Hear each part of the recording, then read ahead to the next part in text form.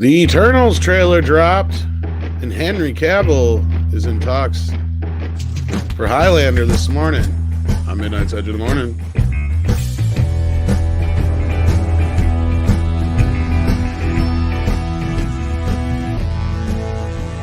It's Monday again, kids. What a day. What a day indeed.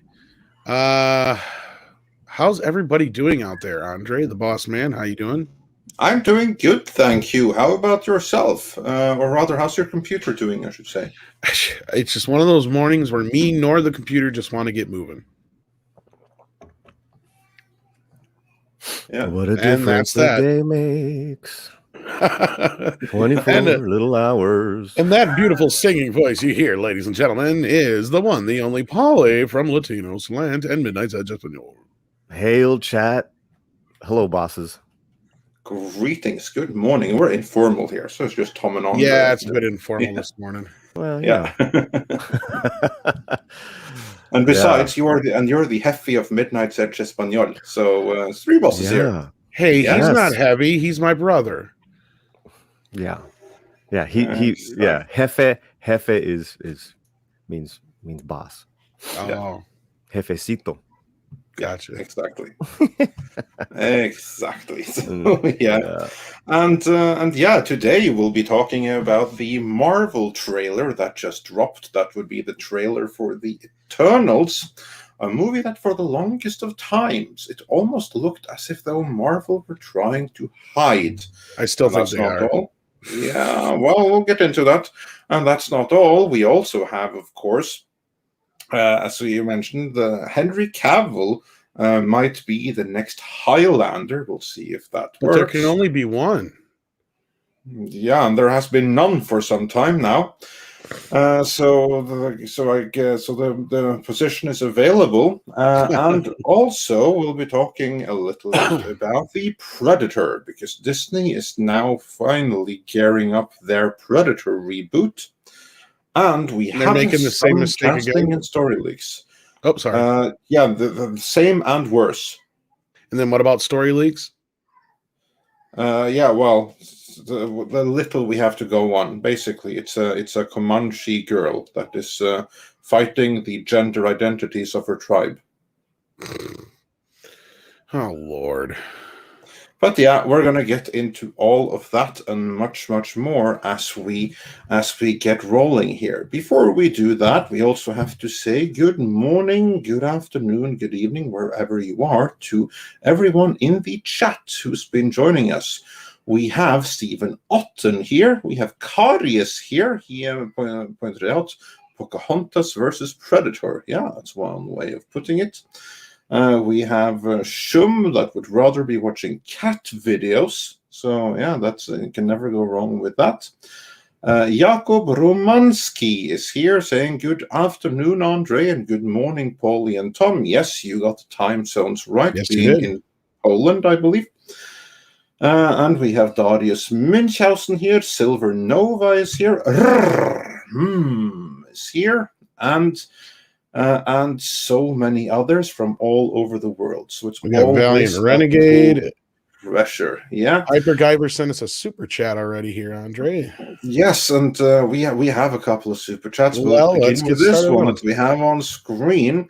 Hyper Guyver 2 gave his review of the Eternals trailer, saying it was about as much fun as a colonoscopy. So, yay, that's good going there, Marvel. It looks like it was written and filmed after somebody had one, too, by the way. Hi-oh. We'll get into it. And Jesse Miller is here. Hey, Jesse. And he just ordered a bunch of Chinese. ton of Chinese food. What the hell? Good lunch. Are you at the buffet or just like a regular restaurant? Probably right. Here's the thing. Now I'm hungry. That's like I know, right? It's like eating before having Chinese food. You know what I did? My stupidity. I went and bought all the shit I needed for biscuits and gravy except for one thing. Biscuits. No. And I don't have any of the crap in the house to just make biscuits with. I made pancakes yesterday for me and Mrs. See, now if I had pancake mix, I could make biscuits. Where were you when I needed you, Paulie? At the store buying the right product. Because you live right next to a store. It's a store. They're in English. It says pancake mix, Tom. This is why I fucking hate you. Biscuit mix, Tom. Biscuit. I know English. You know English? No. Andre is well aware of this. I can't help you there. As I was saying, in our before our fake fight there. Dash Attack says, "Hail Midnighters," and thank you so much for the $20 super chat. Yes, thank you so much. It really does. We really appreciate that. It says "Hail Mine Nighters," but I'm going to say Midnighters because I think that's what you meant. Yeah. Hail Midnighters. If Marvel wanted an obscure cosmic hero, they should have done Man-Wolf Star God like Sony was rumored to do because he's a Spider-Man character, John Jameson. Very He-Man-like and horror villain or hero. Okay, I think I am aware of the character you're talking about. I'm not sure if they could. I know they could in a Spider-Man movie, but I don't know. I do not know top of my head if that character is a shared one. That's what I meant. Between Sony and Marvel, or if it's Sony only. It's definitely not the Marvel only. I think it's a very good chance that it's a Sony only character, so he would be off limits to them. But really, it's not a matter of how obscure the characters are, it's what you do with them. I mean, look at Guardians of the Galaxy. Those were fairly obscure characters as well, and granted, they were like less obscure to comic book readers because of the Marvel Cosmic Line revival in 2004 or whatever it was. So they weren't that obscure to comic book readers, but they were very obscure to the public at large. But you had the right talent paired with them who really made them pop. So it doesn't matter that they're obscure as long as you're able to do wonders with them. They were able to do that with Guardians of the Galaxy. Will they be able to do that with the Eternals? We'll get into the trailer before long here. Exactly. Till then, SJS Hady or SJ Shady 0169 says, "Hail all, when the apparent straight white male said he could lead the Avengers in the trailer, they all laughed." Sounds about right. Yeah. Does indeed. And AW says for €10, thank you so much. So the Eternals always were watching and helping humanity, except for the extinction-level events of Avengers 1 to 4. But now is the time to enter the stage. Okay, I guess what will be the That reason? is a great question. That's a great question. Yeah, and I think that it could be written, it could be interesting. Anyways, I have my thoughts on that. Yeah, we'll get into that for sure. So hang on. And I also say we have Cultured Casino in the chat. Hey, Culture, feel free to hop on and join us if you have the opportunity. And Willie Woodward says, for the panel, recast Iron Man, Cap, etc., or new characters? Yeah, that's a question. Would you guys recast or do new characters? New characters for now. Recast in about 10 years. I agree with Polly. Because they've already been written out. I see absolutely no reason to recast those that have already been written out. Oh, we also have Max in the chat. Hey, Max, and Joachim Stark is also here. Greetings. Yeah, and for me, really quick, it's also too. We're still watching those movies over and over because, there's, it's died out. So we're watching the OG Iron Mans, the Captain Americas. We're going to be doing that for a few years now, especially if these movies keep on sucking. Yeah. And before we move on, Laura44 wonders, do we know where the Eternals fits in the timeline? That's another good question. And no, I mean, like I'm with Paulie on this. Like we're still in the same timeline. We don't need to recast any of these characters. We already know Tony Stark's going to come back as a voice in Ironheart. Thor's not going anywhere anytime soon. And you can still do Captain America movies. Just set them in the past. I mean, there's 50 years that we know Captain America was on Earth, that he could have been as Nomad and other people that we can kind of exactly my point. There's plenty. Adventures in Time with Captain America. Yeah, just see him on a secret mission back in the 60s or something like that. Even a Bond-like mission. There you go. You can kind of even set him up like that, He's a big spy, you know, and that's the thing is most people enjoyed Winter Soldier the most. You can really get him into the spy espionage shit if he's supposed to be kind of, you know, on the DL. But we also have Willie Woodward in the chat. How you doing, buddy? He says for panel recast Iron Man, Cap, etc. Yeah, we just got this one. We just asked. We did that already. Nikki D. Yep, I realized that after I read it. Yeah. And Nikki D says for $10, I didn't think the trailer was bad per se, just a bit boring. Curious to see how they explain the absence of these otherworldly beings during the past intergalactic threats to Earth. Yeah, I think we're starting to see a recurring question here. We're going to get into that as soon as we start breaking down that trailer. We also have Neil, who sent us another $10. Thank you so much. Cool. I haven't seen WV/TFWS. What's on earth is that?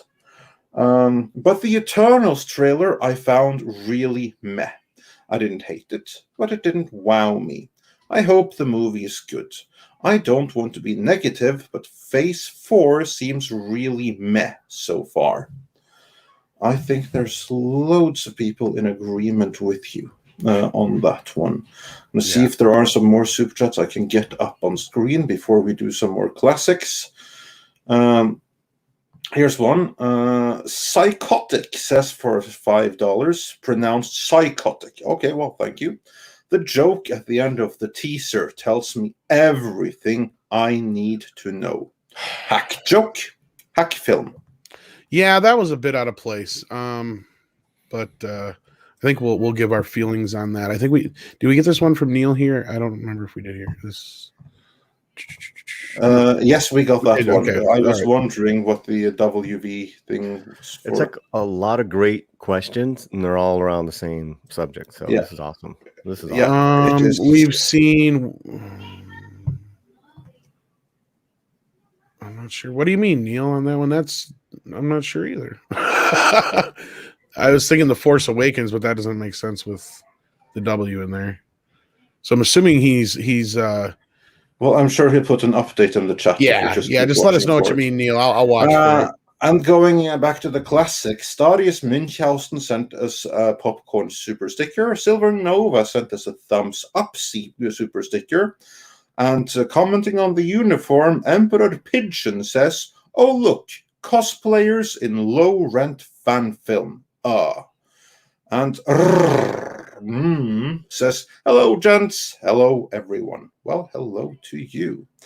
And Culture Casino said for $5, the glorious wokeification that is the Eternals cinematic flop. Not a good-looking film. Not a good story. Not in China. You'll like this one, Paulie. Get focoso, go brocoso. Oh my God, Culture. I agree with half of what you're saying. I agree with half of what you're saying. That is hilarious. And I'm agreeing 100% with what Natasha is saying here. Hit that like button, folks. Share out the stream. Yes, even if you can't help us financially, those things help just as much and mean just as much for the channel, because that way we can get more people in here watching and tell that YouTube algorithm to go suck one. All right. I know, man. Classic super chats to go through now. Yes, we have a couple of more classic super chats before we go caught up. Sontar says, Max Mosley, FIA president from 1993 to 2009, has passed. He oversaw Formula One and Le Mans during the last great era. His loss is like that of Big Bill France. Oh, well, my thoughts to all Formula One fans and Le Mans fans all over the world. May he rest in peace. Yeah, that's too bad. Yeah. And then we have, let's see if we are caught up then. While you're looking for one, I'm going to agree with Cartoon Man 154 here for the most part. Predator films are like Terminator. They shouldn't have passed too. I did like the one with the ensemble cast that took place on another planet or whatever, but other than that, Predators or whatever, the one that Robert Rodriguez produced. But outside of that, yeah. Directed by Nimrod Attell. That's right. I was trying to remember who directed it. I knew it wasn't Robert who directed it, though. That was that was a lot of fun. I got to see that real quick. I got to see the screening when it came out South by with Robert and Attell in attendance, and that was a nice Q&A. Very cool. Very cool. And I feel like an idiot because those abbreviations were WandaVision and Falcon and the Winter Soldier, as her and the Steadfast actually sent money in to tell us that. And I appreciate that. You did not have to do that, but it was a Canadian 666. Should have been able to guess it. There's so many abbreviations in the same ones. So yeah, sorry about that. Thank you for that clarification. Who didn't really appreciate that? And Max sent us a super sticker. Thank you so much. It's a heart. Yeah, and then Willie Woodwood says, "Have you heard the 4chan plot leak for the film leaked last year? It's matching up with the trailer and the Phase 4 trailer, and oh boy, it's a Ghostbuster 2016 levels of suck." I did come across one leak earlier, but that was to my recollection, that was someone who was working in post, and he was like revealing some specific moments with like huge robots and the character death and Captain Marvel powers and stuff like that. But I have not seen any leak about what the story is about. Can't say I have.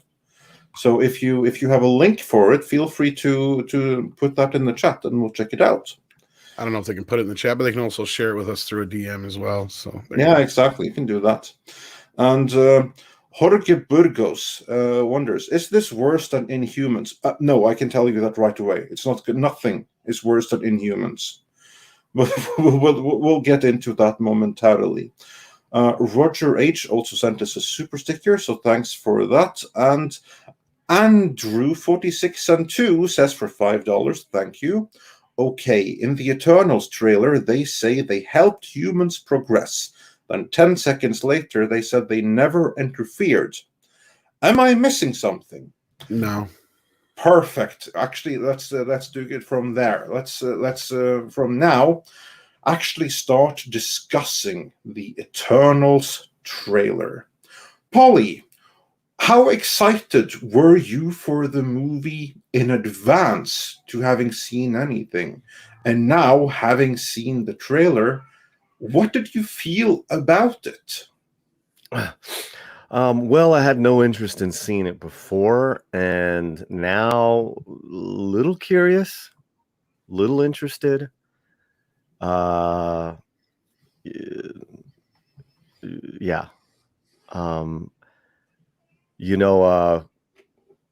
The director is definitely a really good filmmaker. The cinematography looks great.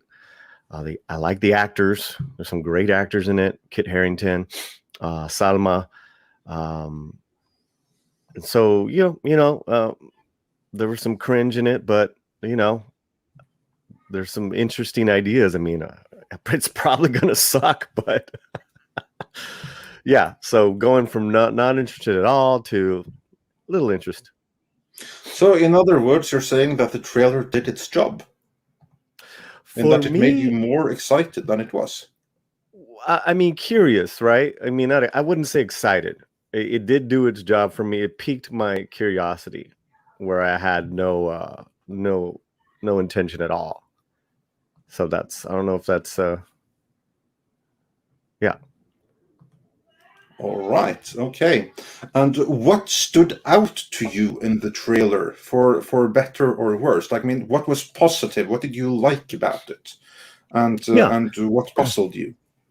Yeah, like I said, first of all was the filmmaking, the scope looked beautiful. It was shot beautiful. I mean, from what I saw, definitely, hearing Salma's voice, I'm not sure she's going to be the narrator, but it grabbed me a little bit. What else did I like? Again, the actors.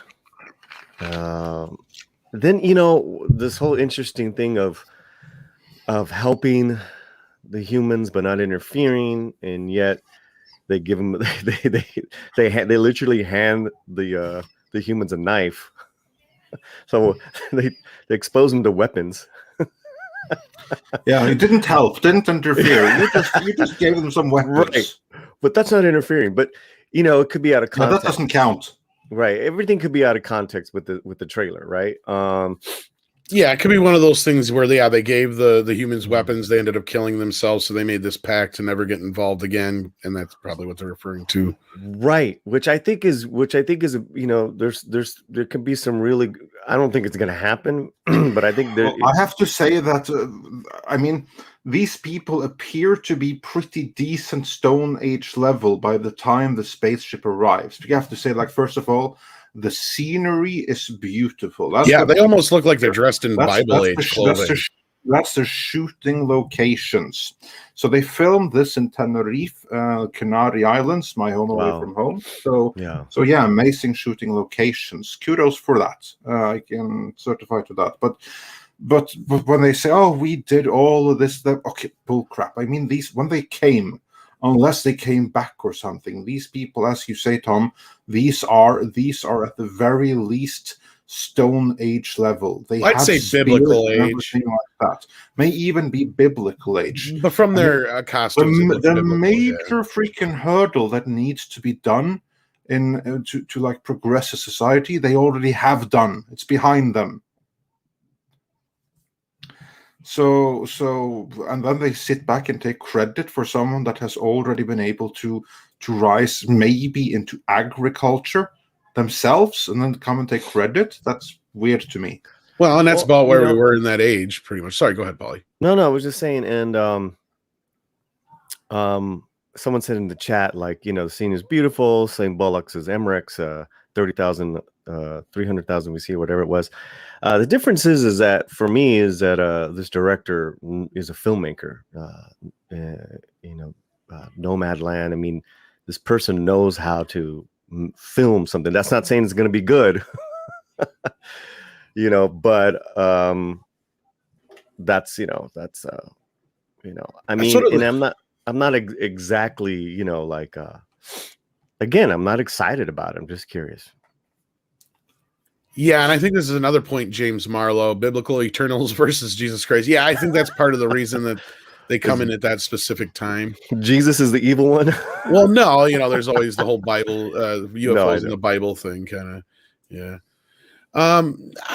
My overall first impressions was I have zero fucks to give, like a koala in the rain. Like this has never really been on my radar. When I saw that picture of that leaked out, I was just like, yeah, fuck that.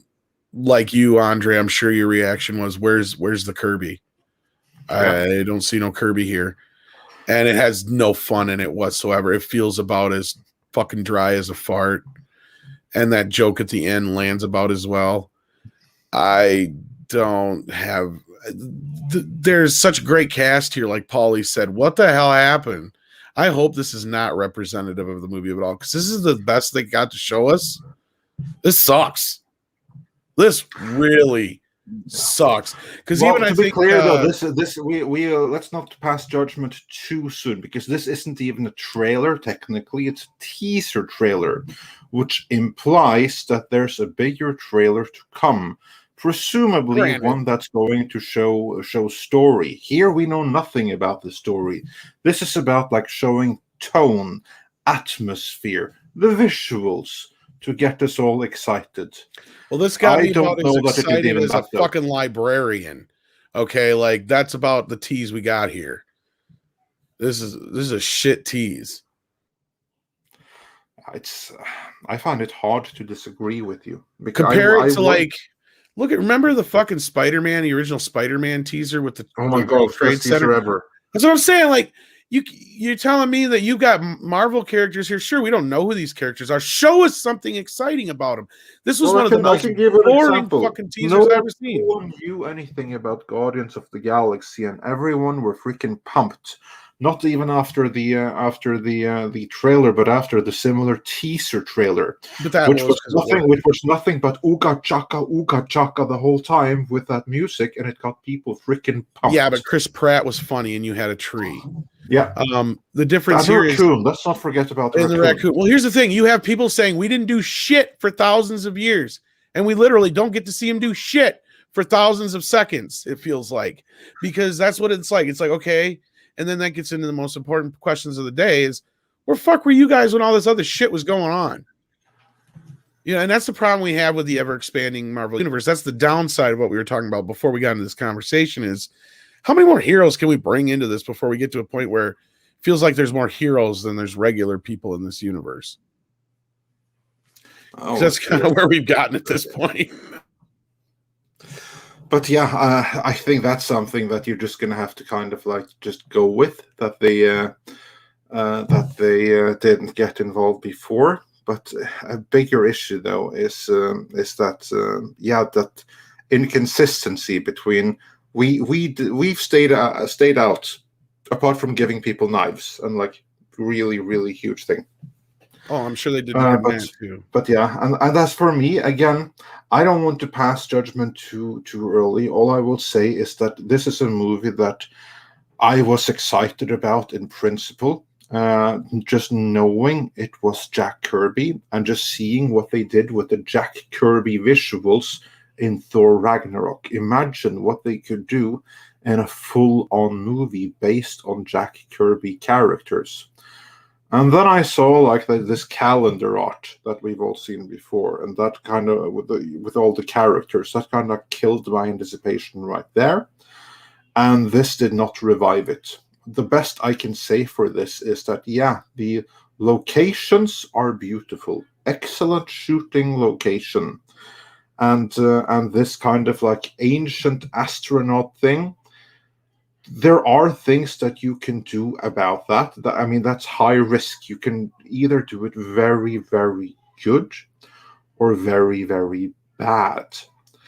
But throughout it all, I'm not getting a Jack Kirby vibe. However, I am getting an Inhumans vibe. And then I don't mean the comic. Then I mean the Netflix Inhumans, the biggest disaster in Marvel history. And I think 32 Flavors of Nick Weiser, how you doing, buddy? I think he's on to something here. Marvel chose to fast track this movie as a response to to beat DC at releasing a Jack Kirby flick first. I think you're right, because I believe, remember, right, they announced this movie right around the same time as the new They did. Yeah, they did. This is a response to the New Gods. So they basically, DC went and pulled a Stop or My Mom Will Shoot on Marvel. Is that what you're trying to say here? I don't think they intended to, but that will nonetheless be the end result. Obviously, Andre knows what I'm talking about because he's read Arnold Schwarzenegger's autobiography. But for those who don't know, real quick, Arnold Schwarzenegger basically tricked Sylvester Stallone into doing Stop or My Mom Will Shoot as a really bad joke. So it was kind of... Hey, Sly, I have a movie script for you. I'm going to do this movie. It's called Stop or My Mom Will Shoot. It's going to be the greatest movie of all time. It's going to be a huge hit. Well, I appreciate that, Arnold. Well, you got the script? Yeah, here you go. You can read it.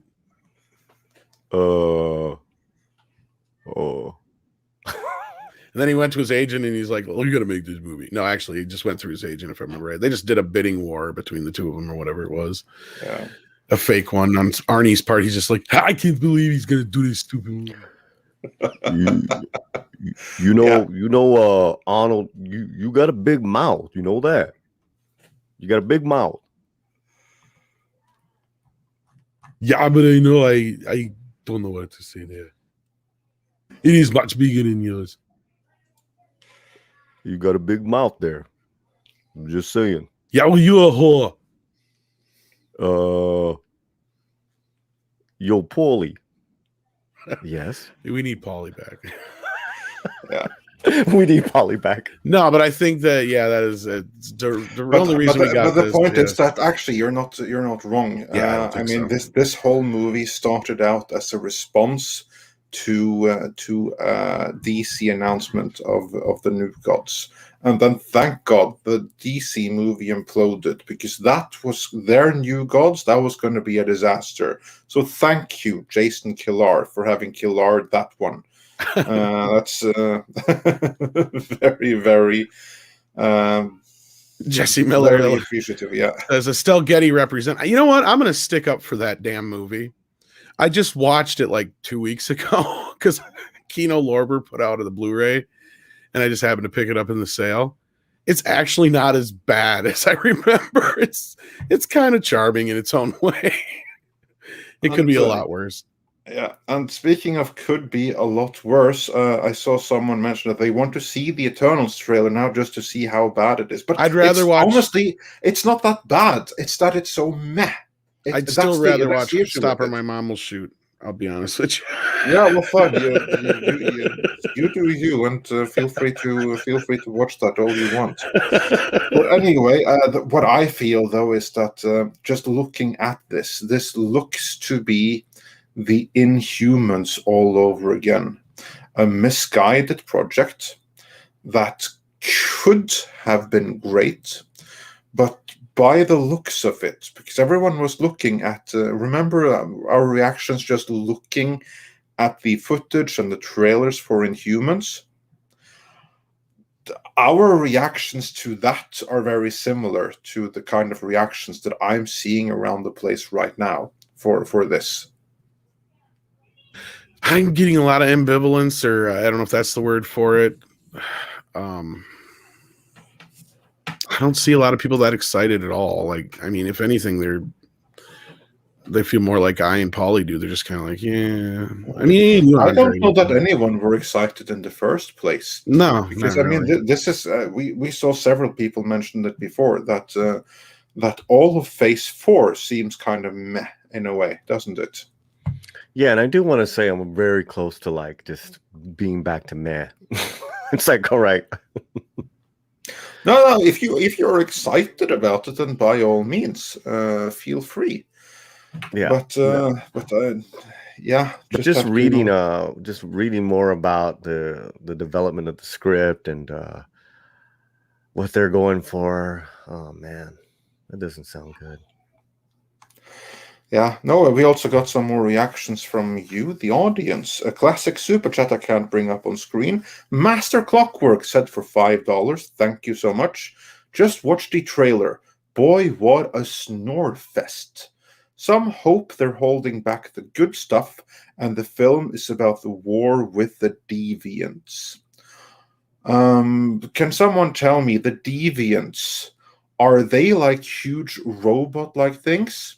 Because I remember like one of the leaks is that in this movie there apparently are some huge, massive, gigantic, oversized robots of some kind. Spoiler alert, I guess. Would those be the deviants? Let me know in the comments if you guys I'm looking, and it looks like the deviants are... Oh no, the Celestials are the big robots, Chris Neville says. Okay, well then there's definitely Celestials are in the movie then. Okay, well, speaking of that leak, I do have that here in front of me if you want me to... Well, this is kind of long, but...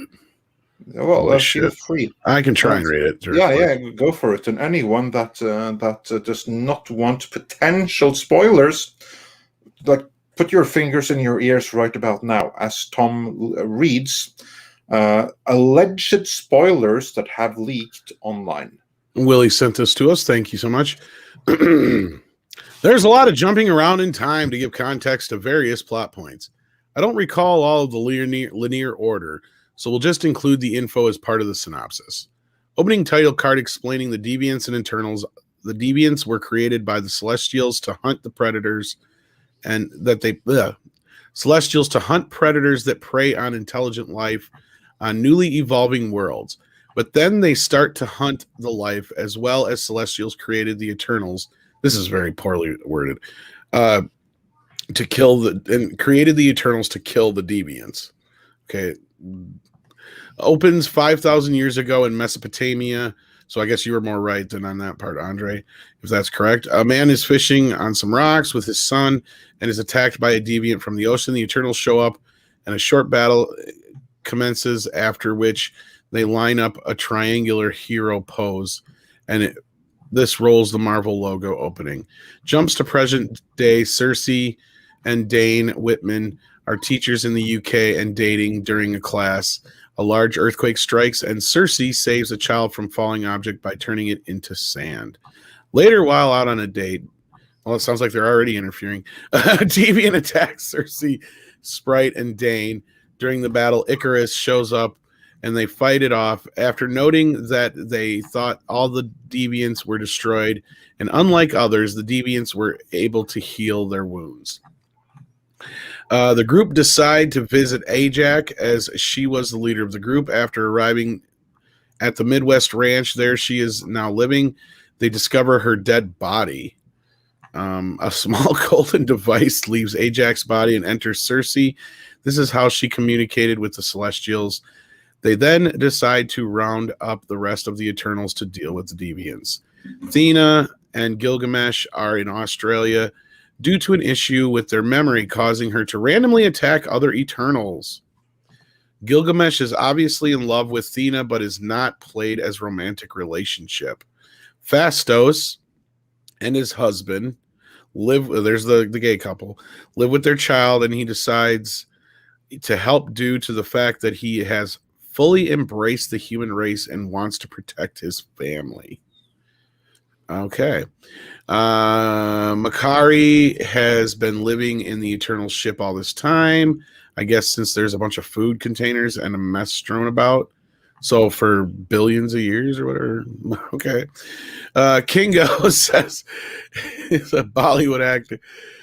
Kingo is a Bollywood actor. There's a short dance routine that introduces this and comes with the group along with his valet, don't recall his name, who tries to document everything on video. Oh, lovely. A druid is living in some rainforest, controlling a small village of people after losing faith in humanity and wanting to control them to stop war, famine, etc. Gilgamesh, this is just a fucking mess. Gilgamesh is fighting. Like, a lot of shit happens, but I'm not hearing any plot. You know what I mean? Yeah, I was thinking that too. That these are character descriptions. I hear no story here. Exactly my point. Gilgamesh is killed fighting the deviants in the forest. Cersei learns that the Celestials created both races and that the Eternals are basically just very advanced robots. They seed young planets with a celestial egg that takes eons to mature. The evolving intelligent life on these planets feeds the Celestials' growth, so the Eternals are sent to protect the evolving life forms and kill the deviants. After the emergence, the Eternals are rebooted and sent to another world. This is the cause of Athena's memory issue, as she knows that the planet is doomed. Oh, now we finally get a little bit of a plot there. The cycle has gone on for millions of years. Earth was seeded and Tiamat, is that how you say it? Tiamat is about to emerge. This was the case of the earthquake earlier. Once awakened, the entire planet and life will be destroyed. This just goes on for a little bit longer, by the way. They debate on what to do, and some decide to try and find a way to stop the emergence. Icarus disagrees. Sprite and Kingo are on his side, but Kingo agrees to help. Phastos designs a device, the Unimind, that will allow Druid to channel all Eternals' energies in hope of controlling Tiamat, if I'm saying that right, Tiamat, and putting him back to sleep. Cersei learns that Icarus knew about the Celestials' actual plans, and this is why I'm going to fall asleep reading this. Why he left the group hundreds of years ago. He killed Ajax because she had decided to help stop the emergence and save Earth. Jesus Christ. The group goes to where Tiamat is and attempt to use the device. Icarus and Sprite attempt to save them. Cersei then uses the device to amplify her power and turn Tiamat to marble, just as his hand and part of his head is emerging from the Indian Ocean. Icarus flies off into space towards the sun. Unclear if he just flew into the sun and killed himself. Then Cersei makes Sprite a real human. It's a real boy. With what remains of her power. A few days later, Athena, Makari, and Druid leave in the ship to seek out other Eternals and try to stop the cycle of destruction. Cersei, Kingo, and Phastos stay on Earth, but are then pulled into space by... Yeah, everyone's tuned out. Yeah, I think so. There's actually, I'm almost at the end here. Almost at the very end here. Oh God! I was right at the end credit scene. Okay, fine. Go to the end credits. Okay, fine. They stay on Earth, but they're pulled into space by Arishem and vanish. The two end credit stingers are: one, Dane is looking to an old box and pulls out a sword that is wrapped up. Just as he is about to touch it, an off-screen voice stops him.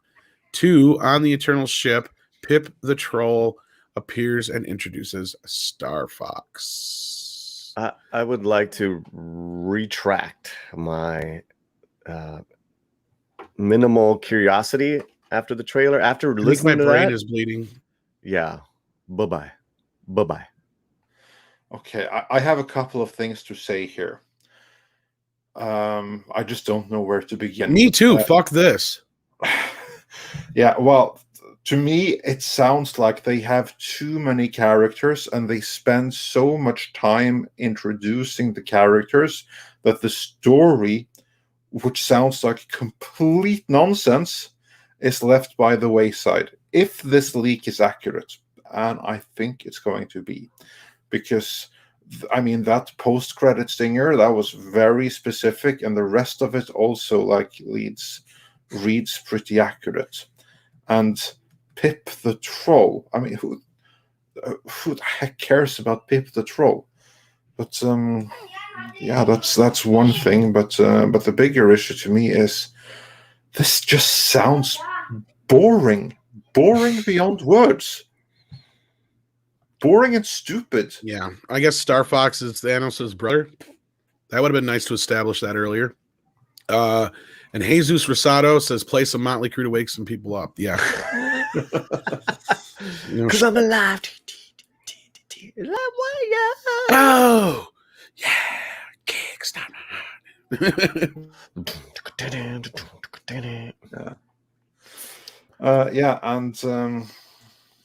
Yeah, and also Rory Mitchell points out a lot of, and this happened moments, not a lot because of this or leading into connective tissue. Now, to be fair, though, that could be a simple matter of the leaker, the one that wrote this, being very bad at writing. So this is the one thing we have to keep in mind. Like, this is not the script synopsis. This is some person that has either seen a cut of the movie or read the script or had it relayed and is then rephrasing it in his or her own words without necessarily fully grasping subtext or anything like that, just going by recollection of what they saw on screen or read on the page. So everyone keep that in mind, that this is a retelling. However, based on that retelling, the events described don't sound too intriguing. And no, I do not need there to be an explosion on screen or anything like that. I mean, for instance, if you were to do a similar breakdown of, again, say Guardians of the Galaxy, where it begins with a boy that sees his mother die, then he's kidnapped, he grows up to become like a wannabe Indiana Jones character, and then suddenly he is caught up with a raccoon and a tree and everything that goes down there. I mean, if you break that down, it's going to sound pretty fun in the breakdown. Just in the breakdown, just from the story, it's going to sound fun. Whereas this, like Goin says, it sounds e-tarded. Yeah, it kind of does. It didn't sound very compelling at all. I can only say this about it. This sucks. Well, it certainly sounds that way. But again, let's reserve judgment until we at least have a full story trailer. But this makes me worry that this leak indeed is real. I know, but are you willing to put money on the chance that this thing is even remotely good? Not a lot, no. That's what I'm saying. I mean, I'd put money on it, but I wouldn't put much money on it. Not more than I can afford to part with. Like Bright as Day. Nope. Fuck it. Judging it. I mean, that's the easy route to go, right? In my, like, that's how a lot of us feel. But you know, the movie nerd in me, really wants Chloe to succeed. You know, she's really heavily, her and her team that she's worked with her other films, the editors, you know, they're working on this thing. You know, I know there was reshoots in November, then in even in February and March. Good heavens! But she's heavily involved. I hope I don't. Yeah. I'm not gonna lose sleep, but I hope that it sounds like. Wow, what the hell am I saying? I don't know, but I'm with Goins here. We need more Paul Verhoeven and cocaine in our movies. This shit's getting old. We do indeed, and also as Ram Bam 3000 says, let's get a Bloodstone movie. Yeah, I'd be all for more subspecies. We just need somebody like Paul Verhoeven to go, you know what? Fuck you, Hollywood. I'm making a balls to the wall movie. I don't give a shit what you think. Have Paul Verhoeven go wild with a Marvel movie, like Paul Verhoeven's Punisher. What's to say that Chloe's not doing that? I mean, she's that's my only thing is that I'm gonna wait before. That's fair. Again, I'm also not willing to write it off completely based on one still and a teaser trailer. I will hold out. I will say I hold out hope. I won't actually mean it. I mean, quietly, I've already written it off. But I'm willing to change my mind. I'm very willing to give the trailer the opportunity to change my mind. But if this movie, based on what I've seen so far, if this doesn't go straight to Disney Plus, if this is going to be one of those things that goes exclusive to theaters, and then goes to Disney Plus only later, I see no reason to go to a theater to see this based on what we've seen so far. I wish we would have got Rickrolled. The landscapes are beautiful. They really are, but I've been in them and I'll be there again. I don't need to. Yeah. But there's nothing in this synopsis that and the trailer has actually shown us enough to kind of support this synopsis. I don't hear anything in here that makes me feel like I have to see this or this is going to be a bigger part of the overall grand thing outside of the Celestials. Well, that, and there was an interesting question earlier, right? Is like, well, if they're like this and the protectors of the earth, where the heck were they when Thanos was snapping his fingers? Exactly.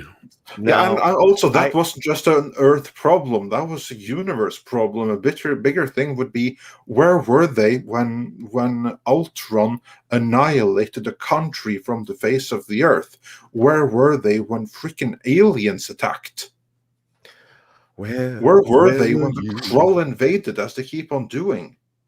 I was just going to say, if there is a balance to be kept in the universe, then they have to allow a certain amount of evil to exist, which I think is a great idea to work off of, right? If they can approach it in that sense, like in which kills them. It kills them that they got to stand by and watch, certain evil to equal out the friggin' balance with the slide of good, but that would that would make sense, because it can all be light, it can all be bad, but there can be a balance. But then these protectors of the universe, so to speak, have to let a certain amount of Thanos exist, and that might be interesting, but I don't know if they're going to go there.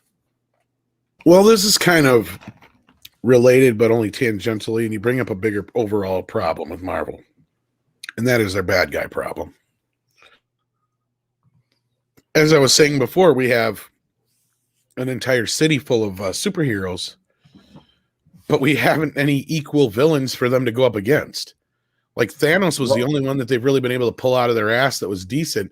Sure, they've got Doctor Doom and a few others in the wings, but besides Thanos and we got Kurt Russell, who do you play? Ego, the Living Planet. Ego for one movie. He was not. Let's not forget about Loki. We have Loki and we have Thanos. Yeah, but as we keep hearing, Loki isn't actually a villain. We're going to start. Didn't you hear the latest in the series? We're going to learn that he's been mind controlled this whole time. Oh. Yeah. Oh, please, don't let that be true. That's what I'm saying. They have a villain problem at Marvel, and it really needs to be dealt with.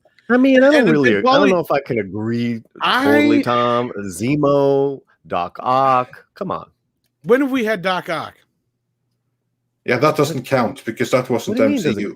And that was my point is we haven't had him in the MCU, not yet. I mean, we may get him in the next Spider-Man movie. I'm not saying you're wrong because we're going to get Alfred Molina, but we haven't seen it yet. And that's my point. But that's my point is we haven't had one. Zemo brought the Avengers down to their knee. He had them fighting against each other. It was a great villain. One guy. I also think you said they have a. You said Marvel has. They still have a villain problem. Marvel has a villain. They do because all their great villains are in Spider-Man's world. That's the problem. Well, I honestly don't see what that has to do with the Eternals, though. Because it does because why are they here? Who gives a shit? We're introducing. I can't even say Magneto. Villains. Magneto, I can't. That's not MCU. We haven't been able to use them yet. That's my point. Is no, they haven't. Magneto is not MCU. All right. Magneto is. That's what I'm saying. Yeah, we haven't been, and even half the villains we have had in movies have turned around and become heroes. Okay, so, but they're gonna have to address. Are they gonna address what the hell happened at the end of Endgame? Yeah, I can't imagine otherwise, because I mean that really should be the big thing going forward. It was barely touched on in WandaVision. They did reference it in the Spider-Man movies. I have no idea with Falcon and the Winter Soldier because I never saw it and I never will. Well, they had the was it the flag burners, the Antifas, flag smashers. I believe I read them like the Antifa replacements. I think they were something. Yeah, but basically, yeah. Well, that's the thing here. We're introduced to the deviants. Yeah, again, there's some villains that will be introduced to right there. So I don't think that the problem with this movie, based on what we can see, is the villains. No, that's what I'm saying. It is a story. Because we're introduced to new villains that we've never been established before. Star Fox should have been established already. Like, I don't know. I really just, I don't see where there's not been a standout villain outside of Thanos that has really kind of risen above. And maybe Zemo to a point. But even him, didn't they kind of use him as kind of a, like, I didn't watch Falcon and Winter Soldier, but wasn't he in kind of like a Hannibal? Yeah, he was dancing. I know that. Well, yeah, but don't they kind of use him in the show? I can't remember the entire plot. Somebody told me, but he isn't the actual bad guy, is he? He's the. I mean, spoilers is that he escapes and he's gonna be let Zemo be Zemo. But he was great in it. But yeah, he's definitely not your atypical villain. Well, that's my point. We have only had like two straight up villains that are really outside. Well, even Red Skull got misused. I mean, he's probably one of the more well-known Marvel villains outside of the Spider-Man's rogue gallery. And that's my point is DC has plenty of villains. And Marvel, all their villains are under Spider-Man. Like that's the problem. Like their main outside of Doctor Doom and Falcon brought back homeboy. What's his name? George St. Pierre's character, the French Algerian guy who was in was it Civil War or one of the Captain Americas?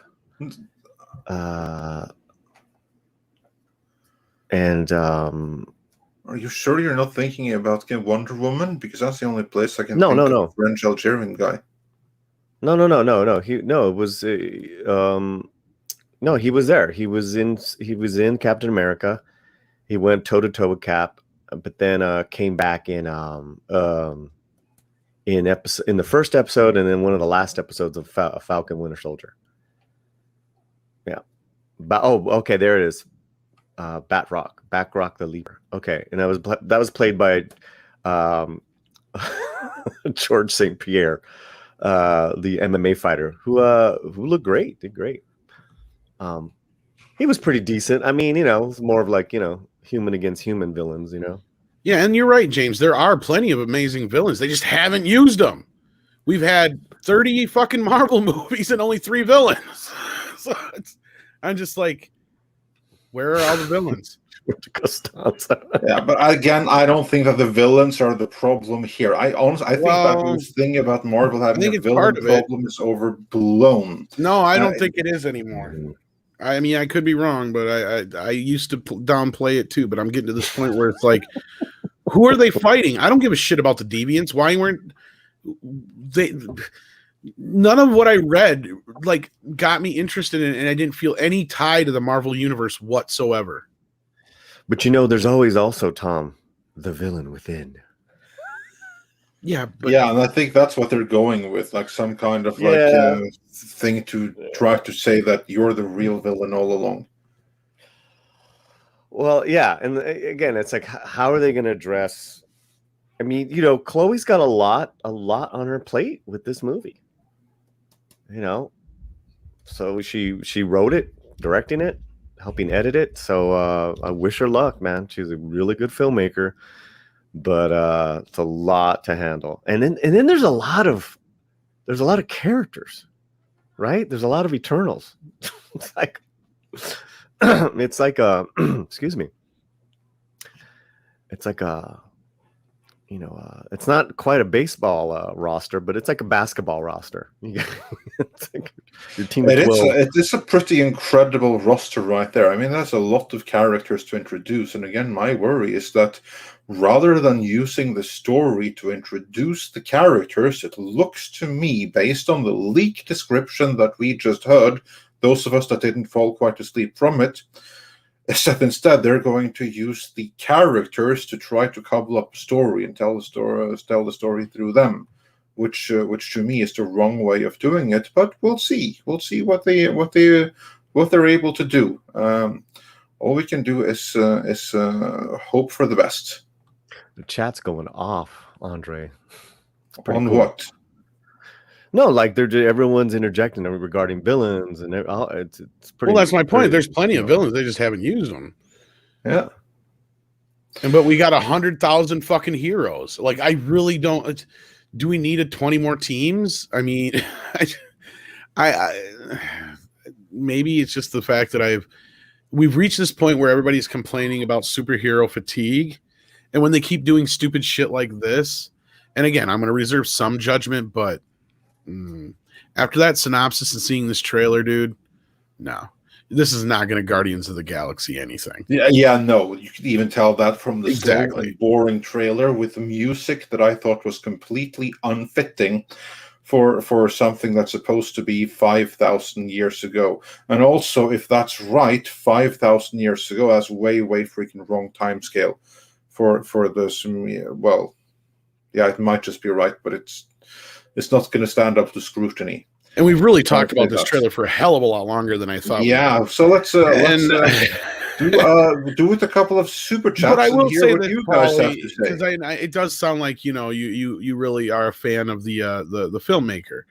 So I will say this: it's not their fault. This is they come in and they are told what to do. I mean, I've even talked to somebody who worked at Marvel, and they're like, they never know what's going on half the time. Like, there's times where they don't even get designs and shit until the last minute. Like, I guess Kevin Feige plays a lot of this shit very close to the chest. So again, from what I've heard, I feel bad for some of the filmmakers that go in to do this because they're pretty much just handed assignments, if that makes sense. Yeah, then there's this whole thing of whether and going back to Chloe and back to just filmmakers trying to tackle the movie by committees, are they going to connect anything to Kirby's Eternals? According to Clobberin Times, it was his attempt to bring the Fourth World back to DC, from DC to Marvel when he moved back in the 70s back to Marvel. Is any of that gonna be in this? Is it gonna be recognizable on any level? That for a normie like myself, even I know that doesn't look like what I saw. Well, I think I can speak a little bit probably for Andre here. You can disagree with me when I'm done. After seeing Thor Ragnarok, there is zero fucking Kirby in this, and they could do it and make it look believable in this world. You've already done it. Exactly, that's what I mean. I mean, if you squint, you may be able to see some Kirby in the uniforms, But really, Thor Ragnarok was something of a parody, and they nailed the Kirby look in that one. It was freaking fantastic. And I just don't see the same look here. I mean, if they had just gone completely all-out bonkers space opera and go full-on Kirby, people would have been mind-blown looking at it. Instead, they gave us this. And again, I don't blame the director, because as you said, Paulie, this is a movie by committee. Very much so. I think this was the case of Kevin Feige going, oh shit, DC just announced the New Gods. We have to respond quickly. Yeah. What do we have? Okay, fine. We already messed up Inhumans. So what's next? Okay, yeah, we do have Jack Kirby's Eternals. So let's go with that. Now, quickly, committee, come up with a story fast and make it fit. And after they've done that, then they contact the director and give like the standard usual package. The movie has to begin here, has to end there, and this is what we suggest for everything in between. And feel free to put your own touch on it, as long as you don't do it too much. Oh, and we also need this in this representation here, there, and there. And then they'll help with every other facet. So to me, that has all the hallmarks of being a perfect corporate product coming from Marvel Studios. And going off on that and reading some of the production notes, you know, it's definitely sounded like the execs on this Phase 4 are more about agenda. So, gotta utilize that platform. That's yeah.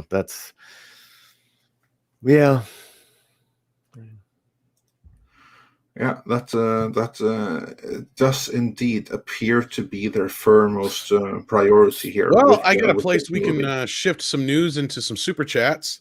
Yeah, we have our new Willy Wonka. Timothy Chalamet is set to play Willy Wonka in the new reimagining. So there you go, kids. Okay, I don't see why we would need a new Willy Wonka in the first place, but given that we're going to get one, not a bad choice. I mean, he's going to have to be a young Willy, like just, what is he like, discovering who, his Wonka. Obviously going to be a young Willy Wonka, but I think he's going to be a really freaky Willy Wonka. Yeah, there's that second book that came out, the Willy Wonka and the Great Glass Elevator. I don't think they're doing that. But there is more origin of how he was, Well, if they have anything in there, they might use that. Yeah. Right. The Oompa Loompas origins. I think that's what this is supposed to be about. Yeah. That's kind of cool. They already did that in Robot Chicken. Then they did it best of all. Okay. Well, just, To me, I'm just one 1-minute sketch with him going in the jungle and hunting them down. It was beautiful. Only Gene Wilder. Chalamet was he's a good actor. I saw him in a movie where he was a kid with addiction issues, and Steve Carell was his dad. That was a good film. That was heavy. No, he's a really good actor. So if you have to do him, then not at all a bad choice. Yeah, it's just for a new generation. That's the only thing I can think of. Yeah. All right, let's head into some of the super chats to hear what you all have to say, because we've been ranting on and on, but we've gotten some reactions in here as well. Hypergiver 2 said the difference is Tom farts are actually funny. Michael Bay is a great cinematographer, but his movies are still flaming garbage. Same vibes here. Referring, of course, to the Eternals. Well, what's sad is Michael Bay became a worse director over time. Yeah, he started out pretty good, and then he got worse and worse. And I will defend The Island. Well, I'm just saying, like Bad Boys, The Rock, those are great. That's the peak of his career. Yeah. And money-wise, he had his peak was still ahead of him, but creatively, it was all downhill from there. And then Bear in the Wild says, that first scene was so Prometheus-y, and we know what happened with that one. Yeah, again, that's the exact same point. Yeah, that it was like Prometheus C, of course, referring to ancient astronauts. And I agree, because the thing with ancient astronauts and Prometheus is that could have been such a great movie if they hadn't wasted it on being an Alien prequel. That's kind of what destroyed that one. And this one, we can hope for the best, but I have to say I'm unimpressed. I'm really unimpressed with what we've seen so far. So let's hope that the trailer and the movie itself will only reveal that leaked synopsis that Tom put us all to sleep with isn't representative of what the movie is going to be, which of course is going to be, but we can all hope against hoping. Yeah. And then Harry Nice Guy says for €5, don't care about trailers in general. I'll judge this after I saw the movie and the finalized product. At least not as dark as usual superhero trailers. That's a fair point. And our good friend Diego Flores says, I started the teaser, lulled me to sleep, and missed everything. And William Santiago says, pancakes, Polly? I made chilaquiles. Is that how you say that, Polly? Excuse me, I was sneezing. Chilaquiles. Oh my god! I'll make some. Yeah. You take tortilla chips in a pan, do a little oil, a little salt, get them crispy and brown. Then you add scrambled eggs, a bell pepper, and you cook it up. And then when you serve it, put some salsa on top. Oh, you can add a little cheese if you'd like. In Texas, they add cheese. There you go. Huh. Well, that sounds excellent. Yeah, your arteries will thank you later. Everything is better. I'm sure they will. I'm sure they will. And then moving on with the classic super chats. Dash D's said while Tom was reading the most exciting synopsis from the Eternals, okay, you have my money. Please stop reading the storyline. I'm on meds for depression. You're not helping. Good news, I won't need sleep aids. Yeah, I have to say, I mean, I'm not going to blame Tom for what was written, but the combination of what was written and the delivery. It was like one big long run-on sentence, and it was just like, yeah. Oh, don't you just love that? I mean, like a sentence of 2,000 words with no punctuation in between. Well, you also read it like you were in front of the classroom. You didn't want to be there. You didn't want to read it. It got really not monotonous, but mundane or something like that. If you send me the link, I can have a crack at it too afterwards and see. No, I don't think it'll make a difference. I really don't think it will. I don't. But we can bring it up to new fans or to new people watching when we get down to it. And then the Mega Wing Zero says for $5, thank you so much. As an Inhumans fan, the Eternals trailer made me realize they could have made the Inhumans not only bad, but cringy. P.S. The Inhumans show sucks. Yes, indeed. The Inhumans show sucked worse than I thought humanly possible. We made it through what, 2-3 episodes of that? I gave up 2.5 episodes in. This is the first time that's happened to me, because I went in with the attitude that this is 8 episodes or something. I'm going to soldier through it for our viewers. And yes. And I couldn't. I think we got 2 reviews in, and I think that was it. Yeah. I was like, in the middle of the 3rd episode, I was like, no, just no. And I never went back to it, and I never looked back again. And I would be curious to know how many people actually were able to watch it all the way through to that final episode, because that series was audience repellent. Yeah.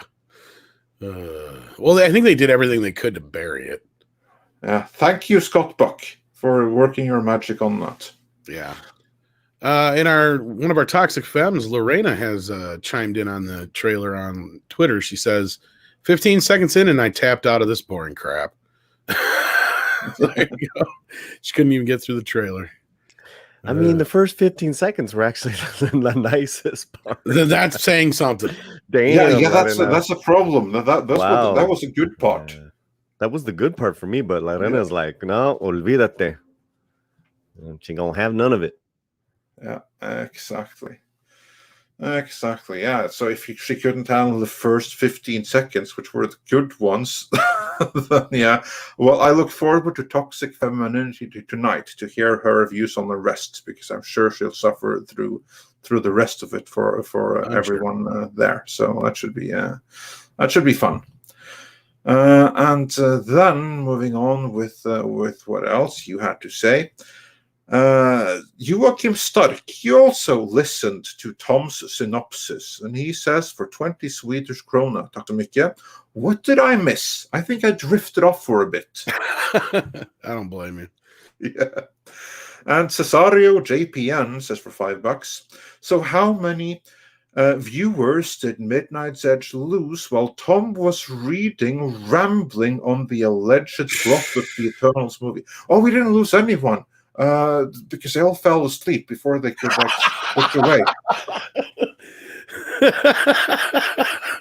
That's so true. In fact, we should do that the whole time. We should just read it so that everyone falls asleep. Girls, it's story time again with Tom. And I just want to say thank you to Big Daddy MRI, who's our #1 fan. He sent in $9.99. Actually, if I probably read it like that, it would have been more soothing and people would have been able to deal with it. Yeah, I don't know about that. So I think Polly's right. I was reading it like a kid in front of the class, like, you're making me read this kind of shit. What I did on my summer vacation. You know, there was some Cartman in there, I think. My summer vacation, I got up and I played video games. Big Daddy MRI. Real quick, Big Daddy MRI, man, knows how to make chorizo and eggs with salsa. Hell yeah. Boom. Nice, very nice. Yeah. And then moving on, Mags said again after hearing the synopsis, which probably put her to sleep as well. Well, no, she needed a coffee, so she was fine. Cast it into the fire. And Joel Rice says, Tom just saved everyone 2 hours and a few dollars. Yeah. And Ram Bam 3000 clarifies, Andre, when I said Bloodstone movie, I meant Carl Edward Wagner's Cain, a gothic horror fantasy version of the biblical Cain. Ah, okay, I'm not familiar with that. I thought you meant Bloodstone, the second movie in the subspecies. Is it 4 or 5? I think it's 5 movies in total. But yeah, anyway, the second of the subspecies movies. But yeah, okay, cool. Bloodstone, I'll check it out. And that Super Nate says for $5.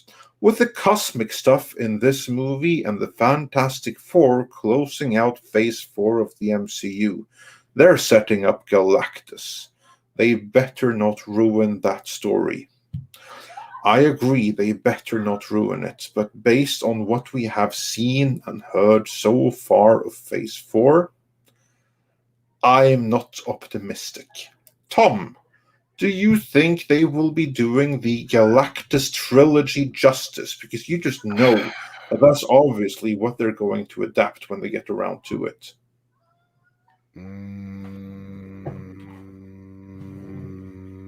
No. How about you, Paulie? Are you optimistic for the Phase 4 take on the Fantastic Four and quite possibly Galactus?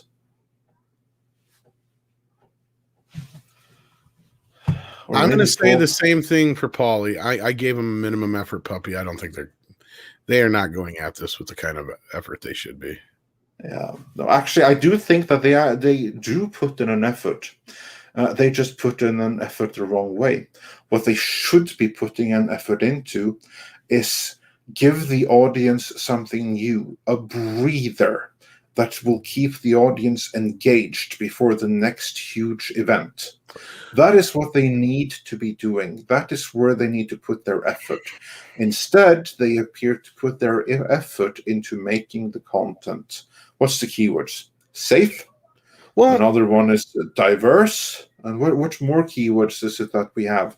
You know, the usual dog whistle words. All of those. That's where they seem to put their effort. Well, here's not knowing that that's all audience repellent. Well, here's my other point, I guess. We have a ton of Marvel characters that are at least more well-known than these. And the Inhumans in this has been nothing but an attempt for them to make up for the fact that they don't have the X-Men in their universe.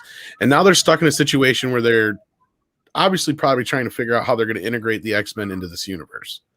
You know what I'm saying? So I just don't get it. I mean, there's a million other characters that they probably could have gone with before any of these. And I know people said the same shit about Guardians of the Galaxy, but that's lightning in a bottle that's never going to happen, at least again, for a while. You know what I mean? Yeah, I think you could do something like it if you pair the right filmmaker with the right property. I mean, I see no reason why they couldn't have pulled a Guardians of the Galaxy with the Eternals. I mean, if they had gone full out Jack Kirby and they found like weird off-kilter filmmaker for that, I think they absolutely could have done that. Maybe, but instead, and here's the issue, and I do not mean one bad word about the director, who I'm not too familiar with, but again, it only goes to show why this whole movie was made. Is all about pandering, about hitting all of the right demographics, all the right keywords, and pander to China, because the reason she was chosen, I mean, we played it coy in the video, but the real reason was that she's from China, and they wanted to market her as a Chinese director, so that the Chinese would be so happy with that they would ignore all of the virtue signaling in the movie. Yeah, but she's the wrong kind of Chinese to them. Yeah, as it turns out, she is right now, but she wasn't at the time when she was picked. She only became the wrong kind of Chinese in the last few months. No, and I get that, and that's not even real. And I'm not arguing that point at all. I agree with you on that part. My point is, we have characters. Even Howard the fucking Duck is more well known, and you could have done something. You know what I mean? Like, why are we still futzing with these? Fucking, because they're trying to do another Guardians of the Galaxy. Is that it? I mean, I know their reasoning for the Inhumans, and no, I wish they did. They're not. No, I know, and that's my point. Is we have so many other. Even Hulk can't get a proper fucking movie. Yeah, that's a crime, and that's what I'm saying. No reason to anymore.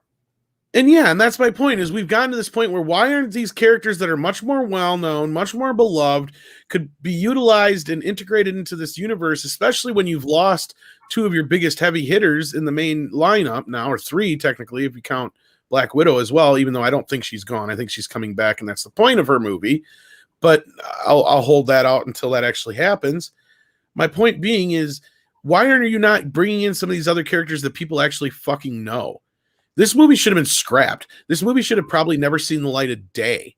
When they knew that things were going to change and they were going to get the X-Men on board, they should have been like, yeah, let's just dump this somewhere on something unrelated to Marvel and just pretend it doesn't exist. You know what I mean? Like, it kind of like they did with New Mutants. Well, I haven't seen it, so I don't know what they did. No, I haven't either. But my point is I just don't see where, unless this sets up something, and I'm not getting that really from the synopsis outside of a little bit of setting up Galactus, which they already did a better job of setting that kind of shit up with Guardians of the Galaxy. Speaking of, oh yeah, I mean that's the model. That's what they should be striving for. It really, really is. And I'm not trying to be so negative on it, because I mean, and we will switch gears on my, at least my attitude will change when we get onto some other subjects. But no, I watched this morning. And I'm like, and this is it. This is what they've been holding off for all this fucking time. You know, I mean, this movie's been done for almost 2 years now.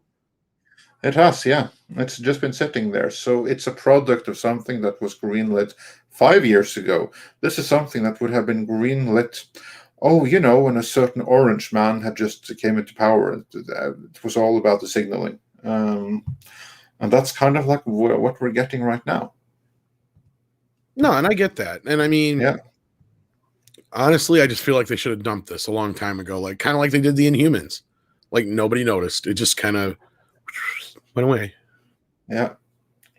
Well, they noticed right there and then. It was profoundly embarrassing for them, and I think it destroyed Scott Buck's career, which frankly deserved. I mean, I don't want to begrudge him that, but again, Scott Buck, I'll never forgive him for what he did to Dexter. Anyone wondering what's wrong with Dexter?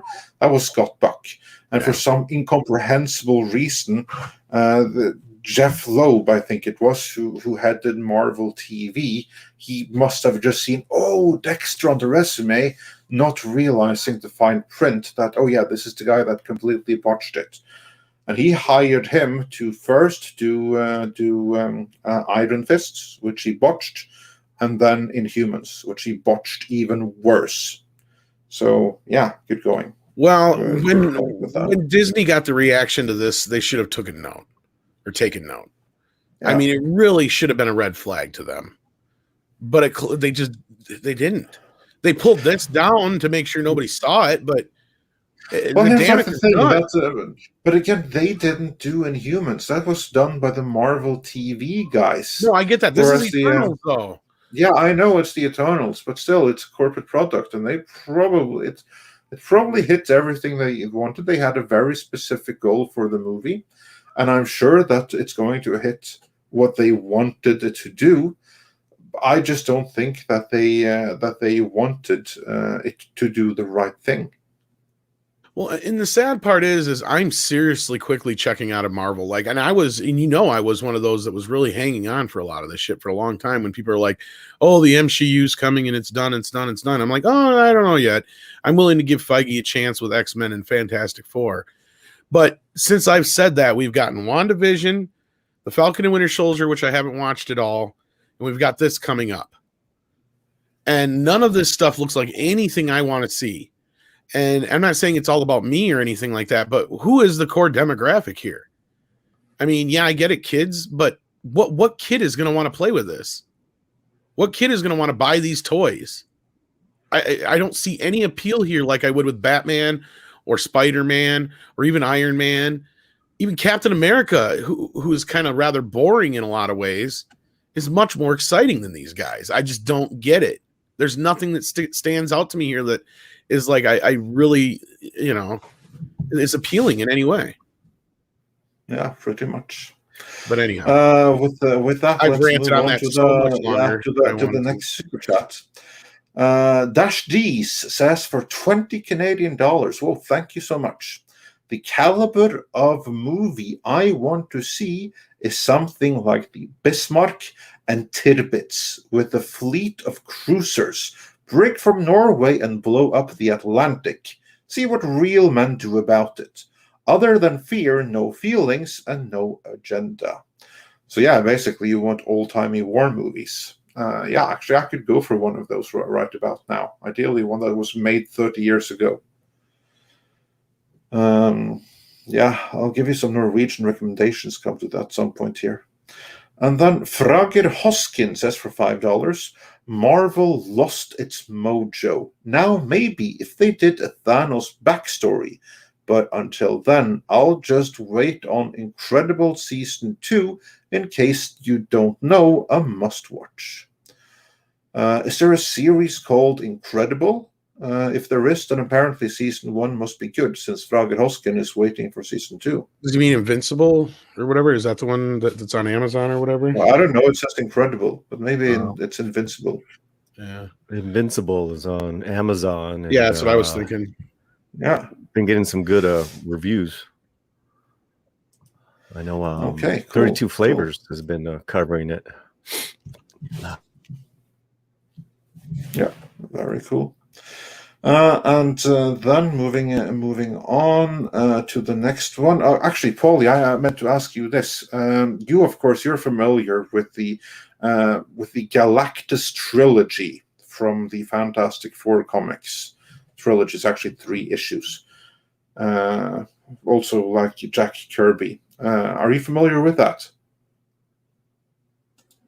Vaguely. So really, Normie, no.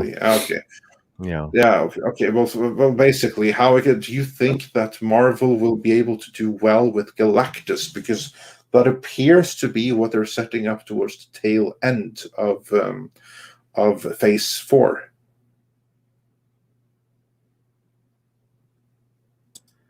I mean, that would be cool.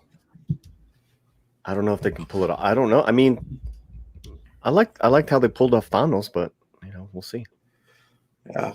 Yeah, we'll see. I think they're going to have a very hard time topping Thanos, and I'd be happy to see more Thanos. I agree with the prequel. I mean, some of the Thanos comics out there, especially those by Jim Starlin, are some of the best comics ever to come out of Marvel. That's my opinion. And Stephen Otten says, we need more information. I'll reserve judgment. Yes, this is always a wise thing to do. There's no reason to judge here prematurely. Although they're not giving us good reason not to. I will say that as well. Master Clockwork says for $5, we live in an age where writers want to reform or kill off all their villains. Unless they're a straight white guy, true evil incarnate. And I haven't really been. Yeah, that's another problem, much, especially kind of creeping into Marvel, is this whole idea that, the villains are never really just villains. You can't just have bad guys anymore unless they're straight white men, and it's just really weird, this like dichotomy that's going on. Well, again, when you put agenda in front of story, and regrettably that's what Marvel appears to be doing so far in Phase 4. And Steven Sanna, he agrees with you guys and says, I would have to say villains are absolutely a problem. They only had like 3 that had any personality. It's critical to a good story. And Hurin the Steadfast says for $5, Joss Whedon's Buffyverse had far better villains than the MCU movies did. I wouldn't know. I have never seen a single episode of the Buffyverse, but I'll take your word for it. And Willie Woodward, he disagrees with my take that the villains aren't that big a problem, because he says, Andre, you're wrong. The villain problem is the biggest failing in the MCU. I'm happy to come on and argue this. Yeah, well, I don't feel that strongly about it, so we'll do that on another occasion. We have some more news to cover today, so we'll get back on. I will say this as a counter, though. It's not like the DCEU has done a really great job utilizing the great villains they do have. I mean, look what they already did to Lex Luthor. The Joker is their most successful film, and it's not connected to that's anything not really. Part of the DCEU. Yeah. Yeah, it's something with it's not just a Marvel problem. No, again, and I think that you're right, Andre. I think touching on that, it has more to do with this whole idea of I don't know what it is, but they're trying to make villains into victims all the time. Maybe that's what I'm trying to say. Yeah. Which you can have a villain who is a victim, but generally that's what makes them a villain, is that they take their victimhood too far. Yeah. And that's the thing. That's how you make a great villain right there. I mean, that's what they did with the Joker in the Joker movie. Absolutely. And it worked fantastic. And then Dash D says Drinker did a great villain video, says it all. Yes, I remember that one. That was a really good one. Where he breaks down the current problem that is with villains in Hollywood, that villains aren't allowed to be villains anymore, and they certainly can't be villainous to any kind of female heroes. That's a video well worth checking out. Well, yeah, even look at Thanos, who was probably the best villain so far in the Marvel universe.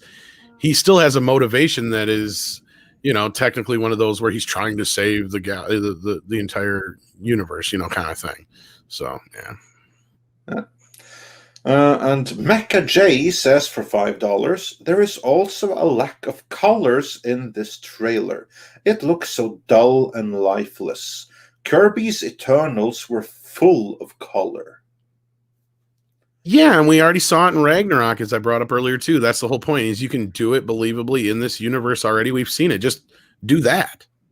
Just give us more of that. I mean, even if you didn't like the film, I know that Ragnarok is one of those movies that is very polarizing between the fans, but one thing I don't think I've ever heard anybody argue about is that it looks Kirby-esque.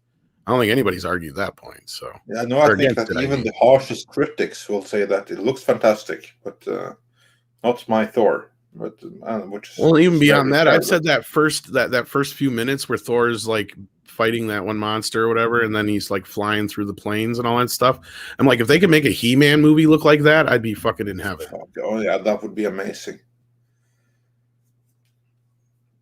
And then Felicity Poubelle also says for $5, thank you so much. I appreciate the great pains given to defend Zhao, but she signed on to direct. She has to be held accountable if the film is bad, just like anyone else. To a point, yes, but when Captain Marvel came out, I don't remember going after the director so much. I did. I went after the directors. I said that they freaking botched it. They blew it. Well, it was more than the director's fault, though. That's the problem here with Marvel. Paulie, go ahead. Well, Chloe now is like the darling, right? I mean, Academy Award winner, like the big deal. Yeah, but she made this movie 2 years ago. Let me finish. They still were doing reshoots up until last month, and it just came out that she was the writer on it too.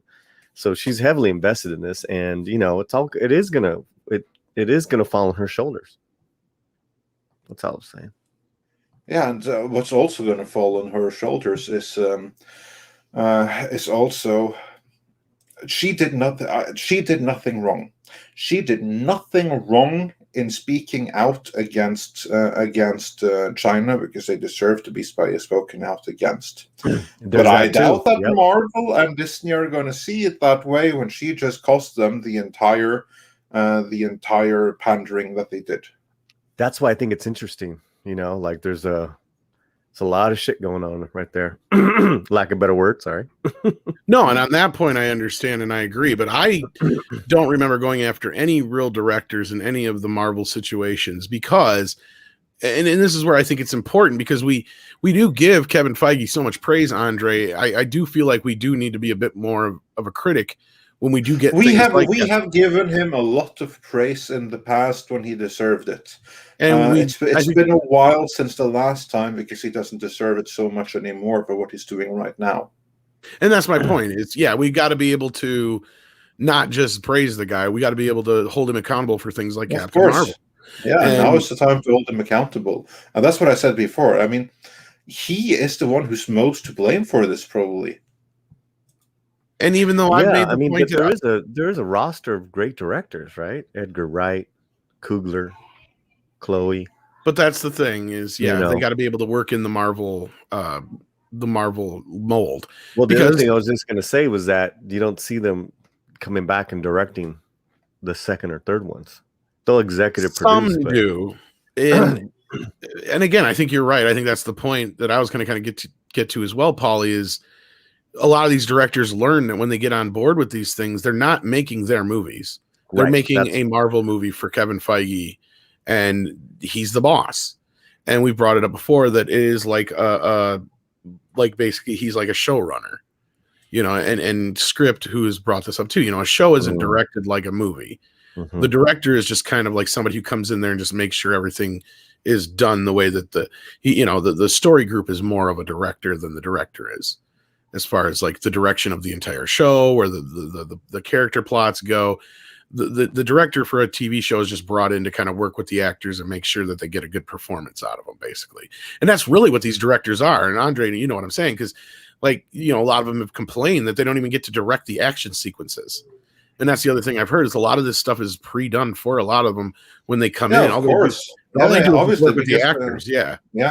But again, that's part of their method. That's because Marvel movies are huge blockbusters, and they focus. And Feige has been very clear about this, so it's not a secret or anything. He's been like, we're looking for directors that have these and that sensibilities that fit with what we're trying to get out of this particular movie. So then we want the director to coach the actors in those scenes to just get that performance out of them, Work with the script and the story and the narrative to really emphasize that thing that director excels at. And everything else, like the action scenes and that extravaganza, they don't expect the director to be able to do that. They have their own people to do that. More specifically, they have the John Wick directors. They are their go-to second unit directors that will make all the action scenes. Yep. And that's actually a pretty good segue to our next segment. I just want to say that these directors don't return, and for good reason. A lot of times, I think, and that was what I was getting to, is they kind of butt heads with the idea that they're not making their own movies. Especially that's why Edgar Wright didn't fit. Yeah, the more revered that they are with their own work, the more that they're like, screw this. Yeah, and on that note, 32 Flavors of Nick Weiser just chimed in with a super chat. Thank you for Paulie. Edgar Wright wanted Ant-Man standalone, and Marvel wanted it to be in the MCU. One big factor why they didn't pan out. Yeah, we did a video on Ant-Man and what went down there. And the sad part is once you get to the end of that journey, it's not like there's really a bad guy in that situation. In fact, it's one of those things where it probably worked out the way for the best. Because the movie that Edgar Wright wanted to make was 10 years too old already. Yeah, that's exactly right. So on that one, and I was very clear when I did that video, Kevin Feige did nothing wrong. He did the right choice at the time because he had the universe to build. And you can't build a universe with filmmakers that won't make their pieces line up. And the thing with Ant-Man is that it was a movie that was supposed to have been made 10 years earlier during phase 1, and then everything got in the way. And then when it could be made in phase 2, well, then Edgar Wright still wanted to do his phase 1 movie, whereas Kevin Feige couldn't do that. And guess what? Kevin Feige was right, because he had the bigger plan there. And this was before they dropped the ball. So I will defend Kevin Feige in that decision. It also doesn't help that Edgar Wright kept doing other things instead. Half the blame is on Edgar Wright too. That's the other problem, because and part of it I feel bad for him because The World's End was a movie he wanted to get done for various reasons, and not to get into all of that. So you can't really blame anybody in that situation. And that's the thing, is outside of the Patty Jenkins situation, that's like the worst of the director's stories I've heard come out of Marvel. Well, so, and, right. And as we, I don't want to go too far off, but it seems that the more, lack of a better word, successful independent directors that these guys grab for their big time movies, it's problematic, and these directors never do these films again, or they just Peyton Reed's returned, Mark Webb's returned, the Russos have returned several times over. Well, depends on what kind of team players they are. Now Favreau, on the other hand, bro. Yeah, exactly. Now Favreau is a great example of what you're talking about. He did come back for Iron Man 2, but after that mess, he never directed again for them. No. But he's obviously friendly enough with them that he stuck around to play happy. So, I mean, it was more probably just like a amicable thing or whatever, to where just like, yeah, I'm not going to work in this, because that's where they butted heads. But a lot of people have said that Favreau's, knows how to be a company man when he needs to be. He does. And that's where he probably knew, I'm not going to be able to make the movies I want to make, so I'm not going to do it anymore. And that's where I think they butted heads on Iron Man 2, because he kept having to deal with all this other shit, and his movie got lost in the mix of it all. And that's where he's played it right too, because Disney bought Star Wars, and now look what he's done with his own branch of Star Wars. But that's a whole nother thing. But because that's where Favreau's smart. And I will never say that Favreau's like, at best he's a 500 hitter. He's not a 700. Pretty good. He's not, good. But 50% of the time he's going to knock it out of the park. But when he knocks it out of the park, he knocks it out the fucking park. And even if you don't like The Lion King, it's one of Disney's biggest films of all time. So that man will probably be able to do just about anything he wants there. The only person there that's probably more powerful than him and has more sway is Kevin Feige and probably Kathleen Kennedy. I don't know how much longer, but that's what, that's why I say to people, is like, yeah, Favreau can only do so much because Kathleen Kennedy is still holding the keys. But going back to Chloe, it's like, it's almost like she's like, okay, you're getting this heap of a mess called the Eternals. Go with it. Yeah, I almost feel bad for her, but hey, it's all gonna fall on her anyway. Yeah, it sucks. I really think she's a fine filmmaker. I feel bad for the cast and everybody involved for sure. Yeah. Yeah. I'm with you there, Paulie. Yeah. I Thanks, think man. that one is gonna. I don't think that anyone involved is going to benefit too much from that. So we can hope to be wrong. Selma Hayek and some of these other casts could have been used in so many better roles. Yeah. Well, again, let's reserve judgment and we'll see how it plays out in the end. But if we were to make a call based on what we've seen so far, not looking amazing. I'm not even in the mood to go see it opening day, Andre. That's the thing. No, I just told you I don't see it in theaters, period, based on this trailer. If I have to wait 3 months to catch it on streaming, I'll do that. It'll be the first Marvel movie I probably missed in theaters since way back when. I'm trying to think of the only one I ever missed in theaters. I don't even know. Well, when is Black Widow coming out? May. Well, now I got pushed to win. It was supposed to be out this month, but now I think it's next month. Well, that's going to be like the first or the second that I miss in theaters. Then I don't think because this is out before Shang-Chi, right? Yeah. Or is Shang-Chi coming out first? Shang-Chi's in November, I think. Or no, this is November. So when does Shang-Chi come out? Because we got 4 movies this year from Marvel. I know that because Black Widow got pushed. Right? Because we got Black Widow, Shang-Chi, this, and there's another one, isn't there? Because Thor comes out yet this year too, don't it? What? No. Or is that next year? No, I think that's next year. That's next year? Okay. I swear there's another, because thought we got 4 Marvel movies this year. Are you thinking of Venom? Maybe I'm thinking, but no, Spider-Man, no. Spider-Man comes out this year. Right? That's good. I don't remember. Ain't it, I think? I don't even care. That's the thing. This one is the Spider-Man I actually give a shit about. I was let down by the last one, but I'm kind of looking forward. No, we got Doctor Strange this year, don't we? No, I'm pretty sure that's next. What the fuck year? I don't even know anymore. I gotta look it up. This fucking COVID shit has threw me all off. And Paulie knows what I'm talking about because you fucked up how many times now on what month it is? Well, it's been real. We have the internet, so we can find out, can't we? Yeah. Let's see then. According to Bud Boy, Doctor Strange ain't till 2022. Yeah, that's what I meant. But Spider-Man, I'm pretty sure is out this year because they're done with that. Yeah. Eternal Shang-Chi. Shang-Chi is scheduled to be out September 3rd. And before then, Black Widow is July. Black Widow is July. Shang-Chi is September. Eternals is November, and Spider-Man doesn't come till December. Thank you, Willie. Yes, there we have it. December 17th.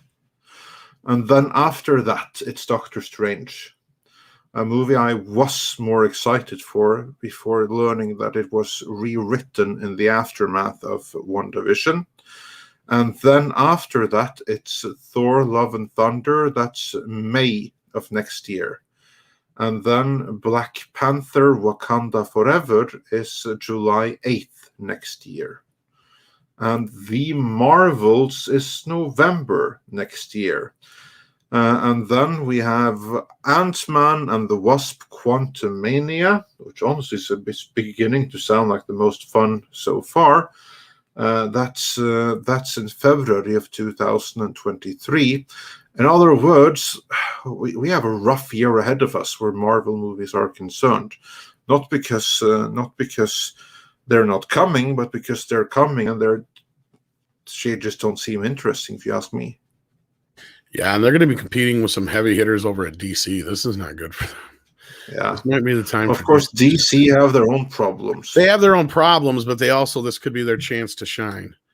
That just reminded me, did MODOK come out this weekend or something? I think so, and I didn't care to see it. I don't know anybody who did watch it.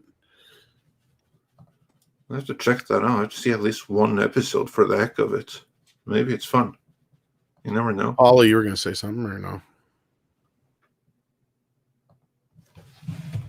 Paulie, if you're there, you're muted. I don't think he's gonna. Okay, so did we have a couple super chats to get to before we get to this next Yes, topic? we have a couple of super chats, including one that's going to segue really, really nicely. But we'll do a couple of the other ones first.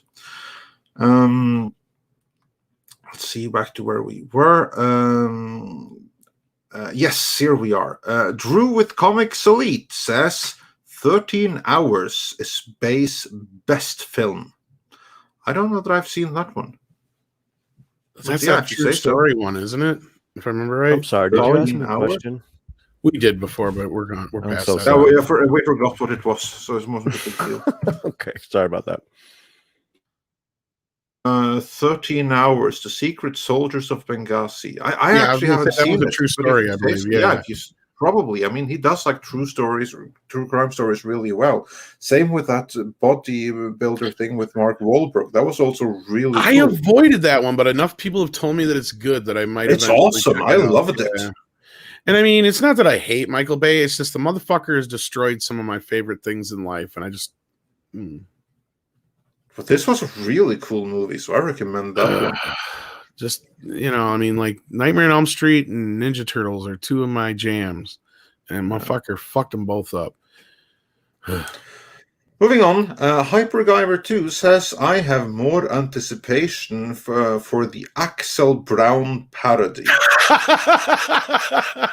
The Internals?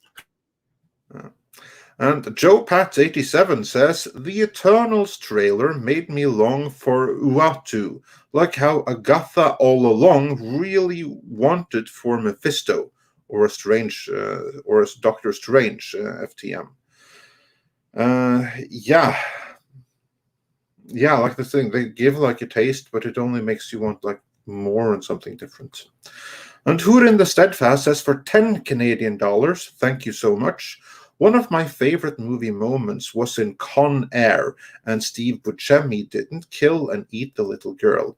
I was worried, but then see her wave goodbye to the plane. Con Air was also a really cool one. Really cool movie. Did he or he just produced that one? I thought he just produced that one. I think he just produced it. It was like Simon something that directed it. Yeah, I was going to say. Yeah, and Frager Hoskin says, now Marvel wanted something big. The next thing they should have done is put Deadpool and Venom's universe. Now that would be hilarious. Two smartasses. Yeah, now that would be a match made in heaven. Deadpool and Venom. Deadpool and a lot of people would be a good match, but... Yeah, but especially him and Venom. Yeah, but it's not going to be any good because they decided to go PG-13 with it, and it doesn't matter anyway because they're still not going to cross them over. So yeah, that's unfortunately, but that's how it is. And Big Daddy MRI sent a little pair fella super sticker, so for $9.99. Thank you so much for that. Really appreciate the support. And says it feels like they're missing something on their heads. And then, we have a contrarian. Dan Ramos says, I disagree with you guys. I think the Eternals trailer is great. First good nap I've had in days, and it was cheaper than melatonin. I see what you did there. I mean, see what you did there, yeah. Yeah, and elaborates on the super chat, says the Eternals promo photos seem like there's something missing from their heads. Feels like their costumes are incomplete. I just don't like the costumes in general. Like they look bad. I agree. I think that what we've seen does look incomplete. It looks like something that's like not finished rendered. So I see what you're saying. And that's the thing is, after that photo, considering a lot of their stuff is probably done in CGI or they could fix it in CGI, I can't believe they didn't go back and do something different. Like with the costumes. She like pulled a Sonic. Anyway, you're going to say, Paulie, sorry. In the production notes, Chan was going for a lot of natural filming. So that goes against, CGI, cheap CGI filmmaking. But the costumes do look lame. They do worse than. Yeah, it looks bad. I don't think there's anything else to other way to put it. Quintees says they lack fake nipples from Batman. I'll tell you, I'll go one better. These costumes are just like one big bat nipple. Like in general, like they're just that bad. Cosplay. It's cosplay. It's well, I think that's an insult to cosplayers everywhere. Yeah. Okay, I apologize. Cosplayers would put much more. It would be normie cosplay. Like it would be like if I'm renting something and going to a party. That's what it's gonna look like. See, in Mike Cat, I think you're right. Like there's a lot of these newer characters that feel like they're just made so it's easy to cosplay them. It's weird. But anyway, let's get caught up on those super chats so we can get into some other topics. Yes, exactly. Very, very quickly, and we have a couple for the transition. The DCV Titan says for $5 Canadian, so you can see how in a society that depends on victimhood to have value, why they wouldn't want to vilify victimhood. Yeah, that's a very good point right there. And 32 Flavors of Nick Weiser says, for Paulie, Edgar Wright wanted Ant-Man to stand alone, and Marvel wanted it in the MCU. Oh, you read one that big already. factor, right? Yeah, we got that one. I was Tom that read it, but yeah, I see it. But anyway, thanks for the support, 32 Flavors. Yeah. And Jorge Burgos says, yet we all give Steven Spielberg and George Lucas praise. Do we? I'm new to that concept of giving them praise for everything. I'm sure some people do. No, in fact, I've said Steven Spielberg hasn't been the same director since like Schindler's List. Yeah, I do not recall giving them a free pass for anything. Munich was okay, but that was, I mean, Spielberg could phone in something like that as he has not made a Spielberg movie since probably Jurassic Park or Jurassic World. So that's Private Ryan and since the mid-90s. Yeah, but that still doesn't feel like a Spielberg. I mean, that's a very important movie. Don't get me wrong. That's a great movie, but again, but it doesn't have that. Yeah, it doesn't have that Spielberg sparkle to it. You know what I mean? Like it doesn't feel like when I'm watching E.T. or Close Encounters or Jaws or even Jurassic Park, like I said, or Indiana Jones. Those are all sci-fi adventure movies. No, I know it. Then that's not what I'm getting at. There's Color Purple, and then there's okay. A better example would be like Minority Report. Those had Spielberg's dramatic sparkle, but not. I know what you're talking about. Point, he was still a director. Yeah, right. And then he lost it. Yeah, and even that. Yeah, there's a little bit of that there, and more so in Schindler's List. But like once you get to things like Minority Report, which is a good movie, but it's not a Spielberg movie. It doesn't feel like a Spielberg movie. Ready Player One is a great example of Spielberg pretending to be Spielberg at this point. Like it's like he forgot how to be himself, and he couldn't even embrace the fact that story, embraced what he used to be, and he was the wrong director for that even. And I did like Lincoln as well. He was just he was trying to make that for a long time. So I will count Lincoln. I don't know. And AI was another one where I just really was turned off by him. It was like, why are you trying to do Kubrick? Just do Spielberg. Are you telling Spielberg that he's got to do better? Yes, I am telling Spielberg he's got to do better. But he's Jewish, so it's okay. It's not racist. If he was a white guy, then I'd have a problem. Then it'd be problematic. We have to do better. What happened to Spielberg after Schindler's List? I don't know, Bryant Barth, but my guess is that he was abducted by the same aliens that took and replaced Michael Jackson back in the 80s. That's all I can think of. Yeah, and as for George Lucas, I have very often said that he's a very good ideas man. But he's terrible at executing his own ideas. He needs someone to keep him in check. Case in point, the original trilogy. Yeah, it's so good not just because of him. Marsha deserved probably as much or more credit than he did. He deserves all the credit for the prequels, which again had an excellent concept, dreadful execution. So yeah, none of those are above criticism in our book. The best work that those two have done has been together, probably. And even though the Indiana Jones films are not my favorite Spielberg movies, but just those two working together was just fucking lightning in a bottle. And they should have stayed working together more, to be honest with you. And I know Lucas wanted Spielberg to direct for him more, but Spielberg just was like really didn't want to take on Star Wars at all for some reason. which is a shame because if he had helped out with the prequels, that would have been something special. And of course, there's West Side Story coming up. Is he involved with that? Yeah, and that's a perfect example of why Spielberg has lost it right there. He directed it. He's remaking a movie exactly like the old one. He's pulling a fucking psycho. Oh my god! All right, I'm holding myself back. I know, Paulie. I will give you the. I will give you the. Let's wait till it comes out, dude. I know, but man, it's like I might as well just watch the original. I get the casting is different. I love the original, and this looks like a throwback. It's. I think I liked the trailer. Looked great. Can I say this without it sounding wrong? It's below Spielberg to do this. Does that make sense? Like, he should know better. This is something for an up-and-coming director to take on, or better yet, a Latino director to finally take on, maybe. No, that's In the Heights. That's different. This is a throwback musical from the 50s. Him and I believe was a favorite of him and his mom. So it's actually a homage. What do you call it? Paying tribute. Yeah, homage. Homage. That's the accepted word for ripoff. So yeah. Well, there's it's gotten a lot of attention. Let's just say, he shouldn't be making it. All right. Yeah. Well, I do agree. I mean, it's something that an older director who's past his prime would do. Well, there you go. There you have it. There you go. Exactly. All right, and with that, I'd almost rather him had made E.T. 2. You hear me, Steven? What the fuck, dude? Well, wasn't E.T. in one of the Star Wars movies for a second? Yeah, for a second.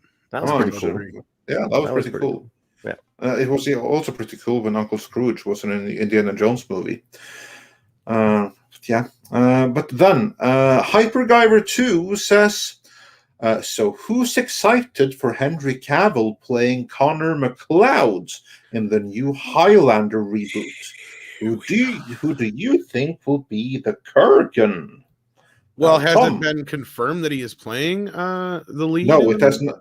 It has not been. It has not been confirmed because the story this came from Deadline Hollywood that broke the scoop a few days ago that Henry Cavill is in talks to play Connor MacLeod, or not. They didn't say the name of the character, but they say that he is in talks to be in the Highlander reboot. So it stands to reason that it's most likely Connor MacLeod.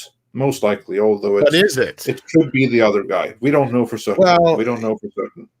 What is fairly certain though is that when they say in talks, it's probably a done deal because Henry Cavill has already been on social media and spoken about how excited he is to be taking on the role. Yeah, be in the movie. I heard rumors about this a while back, and I'm like, yeah, whatever. He's too fucking busy. But then when we saw this in Deadline, I'm like, hold up, wait up. This is because I've been following this for a while because I'm a Highlander fan. And Troy, I would be with you on this one, but let me preface this whole thing with Highlander is a clusterfuck when it comes to continuity. And it could really use a reboot. Like, it really could use a reset at zero to kind of, because it's got such a great concept, right? Like, you have something that has an infinite possibility of where you could go with it. And the TV series proved that in spades. Like, it showed, if anything, that this is a concept that could be explored into very many avenues that the movies never even bothered. And the movies themselves, as we'll get into, I think we got a video that'll hopefully be out the next day or so about this, that you'll kind of get an overview of how these movies have been nightmare productions from the beginning. And the one that we're looking at now has already been over a decade in production, right, Andre? Yes. It started like development of this Highlander reboot. The one that now Henry Cavill is in talks to star in. Well, development of that started in 2008. And many actors, directors, and writers have come and gone on it. So it'll be interesting to see if this iteration actually sticks and makes it all the way to production. Yeah. And another point that's brought up, I believe, I don't know if I remember if it's in this version or not now that I say this, briefly, is what character will he play? Is he going to play Connor MacLeod or a facsimile of, like they may just make a new character that's the lead character? Is he going to play the Kurgan? Is he just being brought on to basically play like the Sean Connery role as a mentor, and they'll have some other young actor come into play, the main part? I think that's the main question. I don't see him playing the villain, though. I really don't. Do you, Andre? I mean, you don't bring I don't, because they have of the people that they have been in talks with so far for the Kurgan, they have all kind of like looked like villains. Yeah. The first one they wanted was Vinnie Jones of Snatch and Lock, Stock and Football Hooligan fame. Which would have been a good choice. Then they wanted Ray Stevenson, which also would have been a good choice. Dave Bautista was in the running for a long time. I think he actually signed on in 2015. And if he's still there in the running and stuff, I don't know. But not a horrible choice, but I don't know if he can play Robert Hilmer Bautista as Kurgan. I don't know if you were saying or asking, but he was in the running for a very long time. I mean, I don't know if I can see Bautista as the bad guy, though. I don't know. And he doesn't seem like the Kurgan type. Because that depends on the movie, though. True. Because here's the thing: Clancy Brown, the way he played that role was just. I hate to use the word iconic because it gets overused, but it was very iconic. I mean, he's one of the more memorable. I mean, I guarantee you, I ask you a few things about Highlander, Andre, because I know you're not a huge fan. But one of the things that you probably remember most was Clancy Brown as the Kurgan. You know what I mean? Like he's one of the standout bits, I'm sure. Ask me when I rewatch it. Okay. Well, you do know who he is, and you do kind of remember the character, correct? To a point. Well, considering that we just did a video on it, yeah, I know the theory. Well, Paul, but beyond that, it's not. He even gets a song on the technically the soundtrack and the album, but anyway. Yeah. I think that Paul, you have to drop out again. Okay, all right. But Phil Chadwick, he wonders, Andre, who is casting it? Now that I do know, it's the casting director who will give suggestions to the director, and the director is Chad Stahelski of John Wick fame. So for all intents and purposes, he's the one that will have the final say on the casting. So it's not just Henry Cavill; it's the director of John Wick.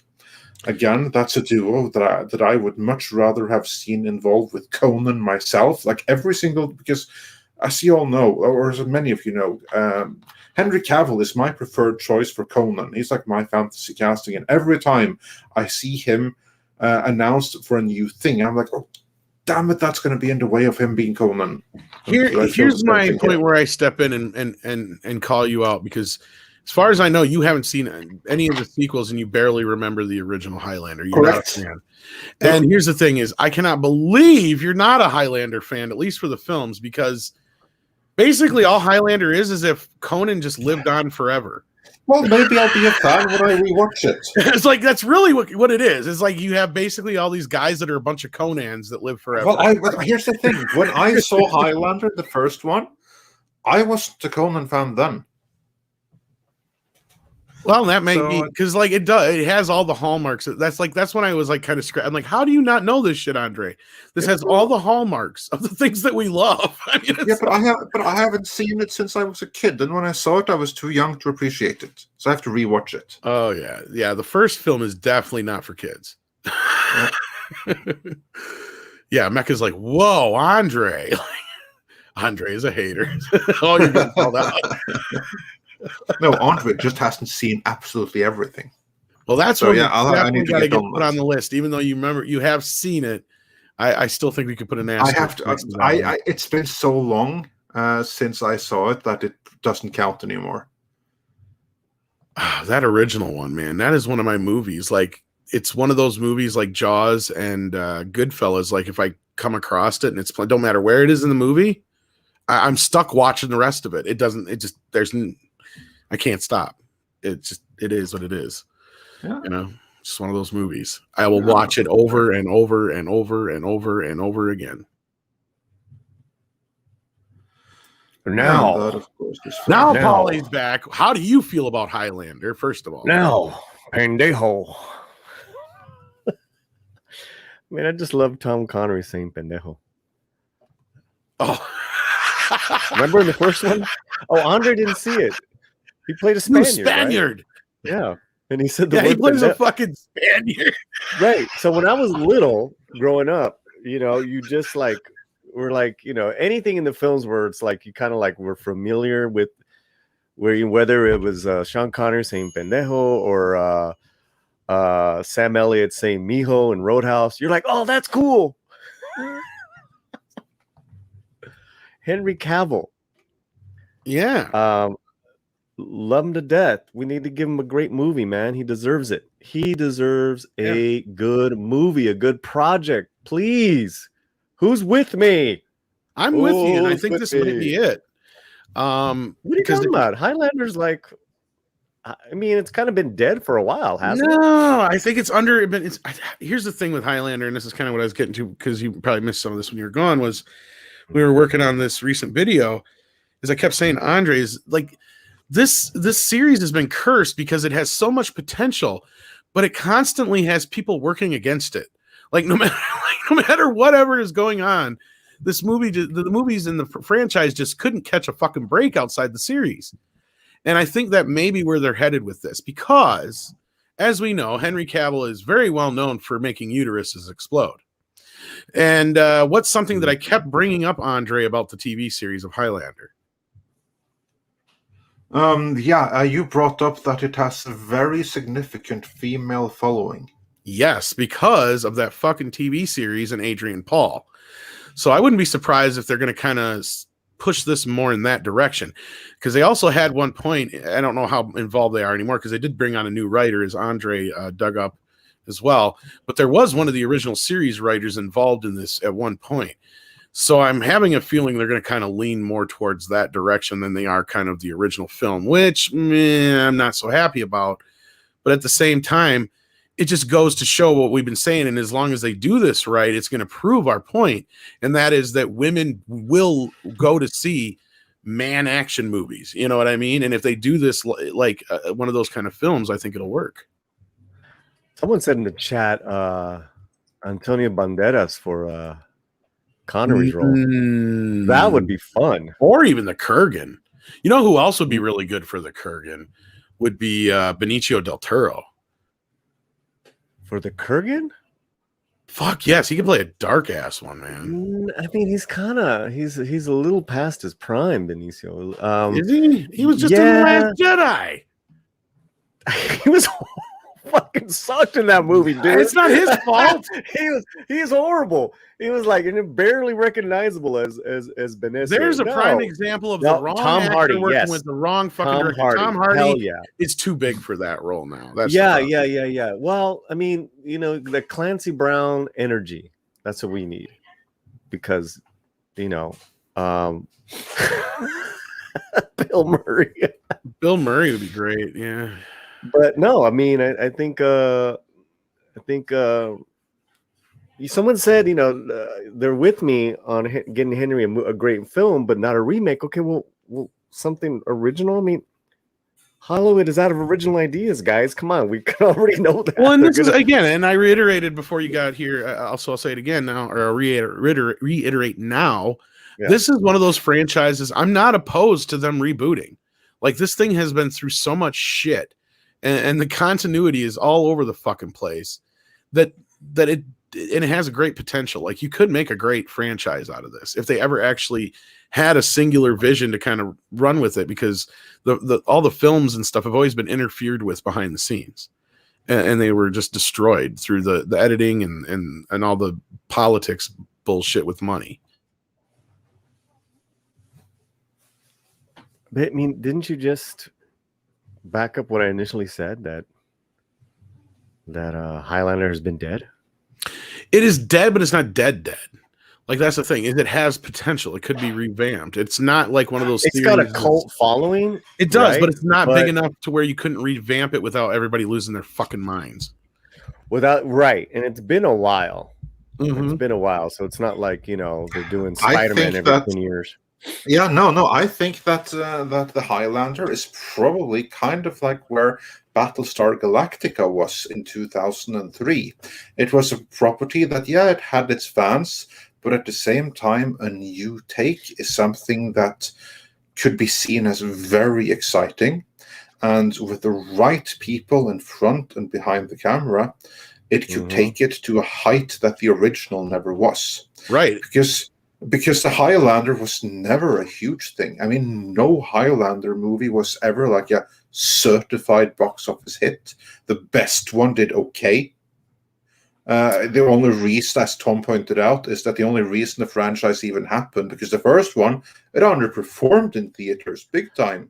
But it was in the middle of the VHS. Actually, all the movies lost money, actually. I'm gonna exactly. I'm gonna, just going back to the casting, because they'll probably mess up Kurgan, right? And just kind of like go for, the look of it. Like the look of Bautista. I don't know if he can pull it off, right? Not like a Clancy. Well, but, Clancy made it so punk rock. He was a punk rocker, man. Yeah. His energy, his vibe, throwing his tongue out to nuns or in the church, all that stuff. And then I think of Ramirez again, and it's like, well, would be a fantastic Ramirez is Viggo Mortensen. Viggo grew up in Venezuela. He's fantastic. I mean, that would be amazing. And then a younger, I actually would go with Viggo, but we don't live in that era right now. Like they're probably gonna cast a Latino, but Viggo is. They'll probably get. My guess is they'll probably try and get Antonio Banderas. If you want my guess, and they'll do that as to kind of pay homage to him being Zorro, and he's getting to that right age. I think he's older enough than Cavill, especially if they like pepper him out and all that kind of crap. Like, make him look kind of the same age Sean was when he did it. I think it seems like people like the idea of Banderas, and he's been kicking ass lately. He seems like the logical choice anyway. In his age, and he's still not like viejo to where he can't pull it off. That'd be good. The only other suggestion I would have, and that is if you're going to change the nationality of the character and it doesn't matter, bring in Arnold Schwarzenegger and have him play that role, just as not the same character, but a similar character. You know what I mean? Like to kind of. I mean, he's so grandpa now. But it doesn't matter. Ramirez was the older. That's the thing with Ramirez is he knew he was never going to win the prize. But Connery was real virile.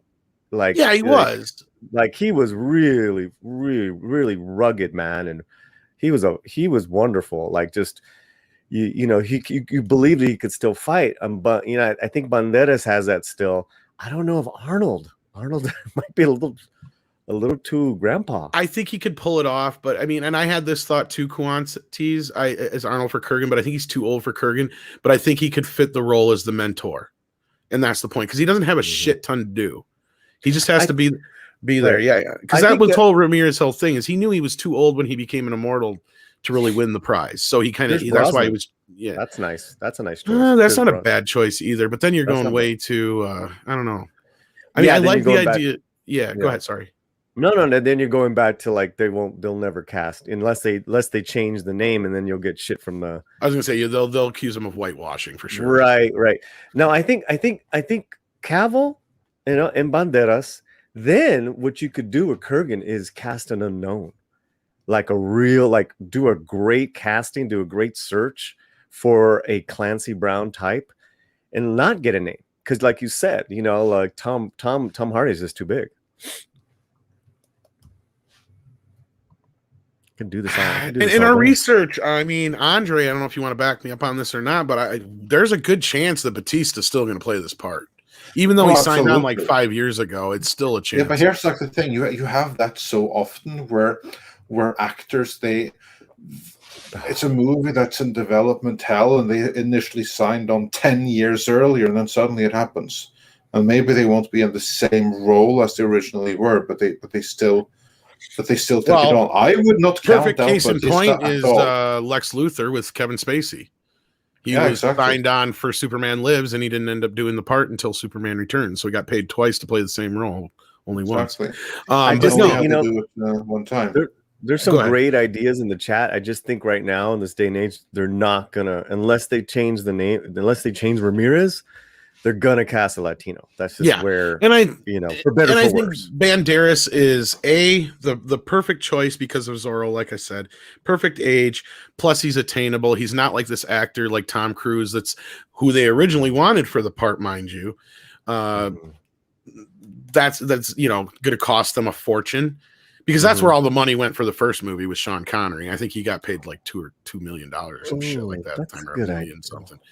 Like, yeah, he got paid quite a bit for that first movie. He got paid even more for the second one, from my recollection as well, which is ridiculous. But yeah, so you know that's not a bad choice, Joey. But that's the last thing I think Lou Diamond needs again is to play another Hispanic and get shit for it. We do have a Lou Diamond update though, but I'll say. Oh, what's going on with that?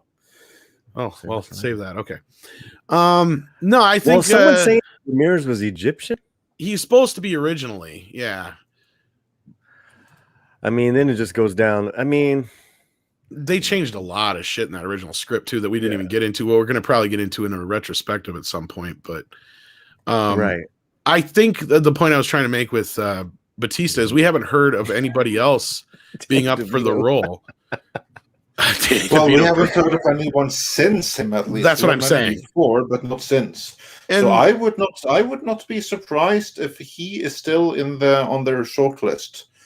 So if they do if they do an Egyptian, then if they go like Egyptian posing as a Spaniard, then it kind of opens everything up again. I don't know, man. You know how Hollywood is. I'm kind of jazzed about this. I got a little juice for this a while back when they first announced the director because I'm like, oh, they got one of the guys from John Wick. That's not a bad idea. So like, yeah, I mean, granted, Kevin Sorbo. Wait, they got the John Wick director. Yeah, one of the John Wick directors, Chad Stalansky, or how do you say his name? Yeah, and Kevin Sorbo wouldn't be a horrible idea, but I think he's just a little out of. Brie Larson. Oh no! Well, that was the other thing that the guys that I didn't get to talk about this on NFNT, but when they brought it up, they were talking about, oh boy, now Highlander is going to be led around by a spunky teenage girl. If they do that, good lord! Soul Assassin, who's the actor played Drogos in Creed 2? That's what I'm talking about. Not a bad choice. That is a good choice, and he's probably going to be a little older too. Not bad. You need somebody though who's going to be able to. I mean, that's a tall order to live up. Yeah, God, too bad Dolph Lundgren's not. The little younger Dolph Lundgren, yeah, but well, yeah, Clancy and Dolph are probably close to the same age. That's the thing. Clancy just owned that role, but Clancy looks really grandpa-ish right now. That's the thing. Well, yeah, he's he looks. I'll erase your grandpa. Or I'll see your grandpa and race you Santa Claus. Yeah. Better to burn out than to fade away. Anyway, I got something to say. Ramirez. Oh, I love that. Hi, Mom. Oh my God. I love him. That's the guys we're missing in the MCU. Just guys like the Kurgan who come in and start some shit. Yeah. Just because they're bad and they know it. Bad is fun. Chat's got some great ideas. Wow. Alex Jones, I'll eat your ass. Then I'll chop your head off and eat your ass. Yeah, no, Jason Momoa. No. Keep him away. He's too big for this now, anyway. Yeah, but he's too, what's up, brah? I'm surprised they got. Dude, that's the thing, bro. That's the thing with Cavill is I'm really curious as to what role he's playing because he's getting up there in his star status. And let's be real, Lionsgate ain't got the money to be spending on a lot of things, and Highlander isn't known for its big budgets. I'm willing to bet if we dig deep enough, Andre, that there's a lot of fucking money laundering going on in the Highlander budget. Oh, I wouldn't be surprised. I would not be surprised if we go into that and suddenly we'll have like Mossad or something knocking on. Especially the second one. Mike Cat in the chat said Odette Fair for Ramirez. He's a great actor. And he's Egyptian or something like that. I really like Odette and that's Fair. the thing is you're gonna have a tough time living up to Sean Connery as well. You know what I mean? Like, so you got to get somebody like Antonio Banderas in there, somebody who's got the gravitas. Unless that's the role that Cavill is playing, and I don't think so. I don't think he's gonna play Connor either. I think he's going to play a Scottish Highlander, obviously, but they're either going to have him play like a Duncan, more like a Duncan type role. I don't think he's going to be as Connor-esque.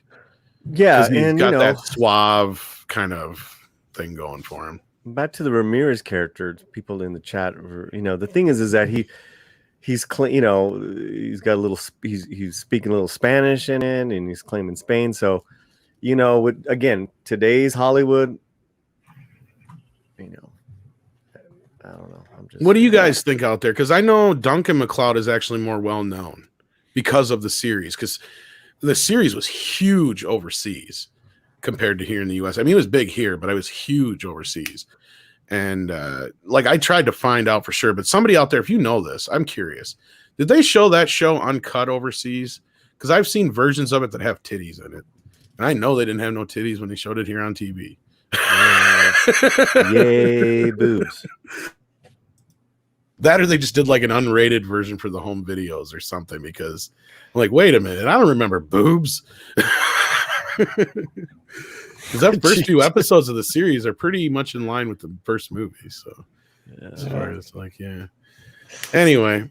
Well, we have a couple of super chats. Do. And there is one that I regrettably cannot bring up on screen. I just missed it, but I do have it here, though. Enoch Mammon says for $100. Thank you so much. Thank you. And what he says, I can't bring it up on screen, so you're just going to have to listen. Enoch Mammon says, my parents loved Highlander so much that they named me after the main character, Connor. Wow. My martial arts teachers were also fans and would yell out, there can only be one during fights. Nice. Also, Connery didn't play a Spaniard. He played an Egyptian posing as a Spaniard. Yeah. That's a very cool story, Enoch Mammon, or very cool Connor. Experience that you shared with us, I should say. So yeah, that's awesome. How cool is it to be named after Highlander?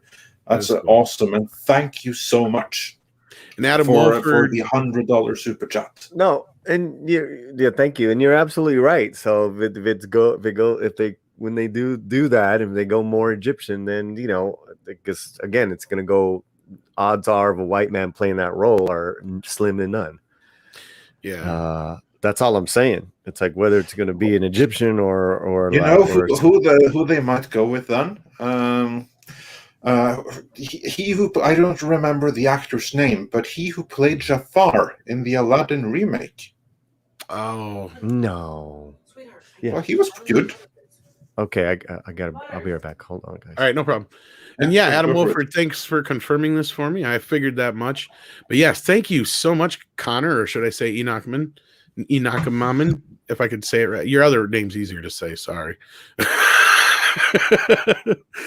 But yeah, that's an awesome fucking story, man. And see, Andre, I told you, there's a lot more Highlander fans out there than you'd think.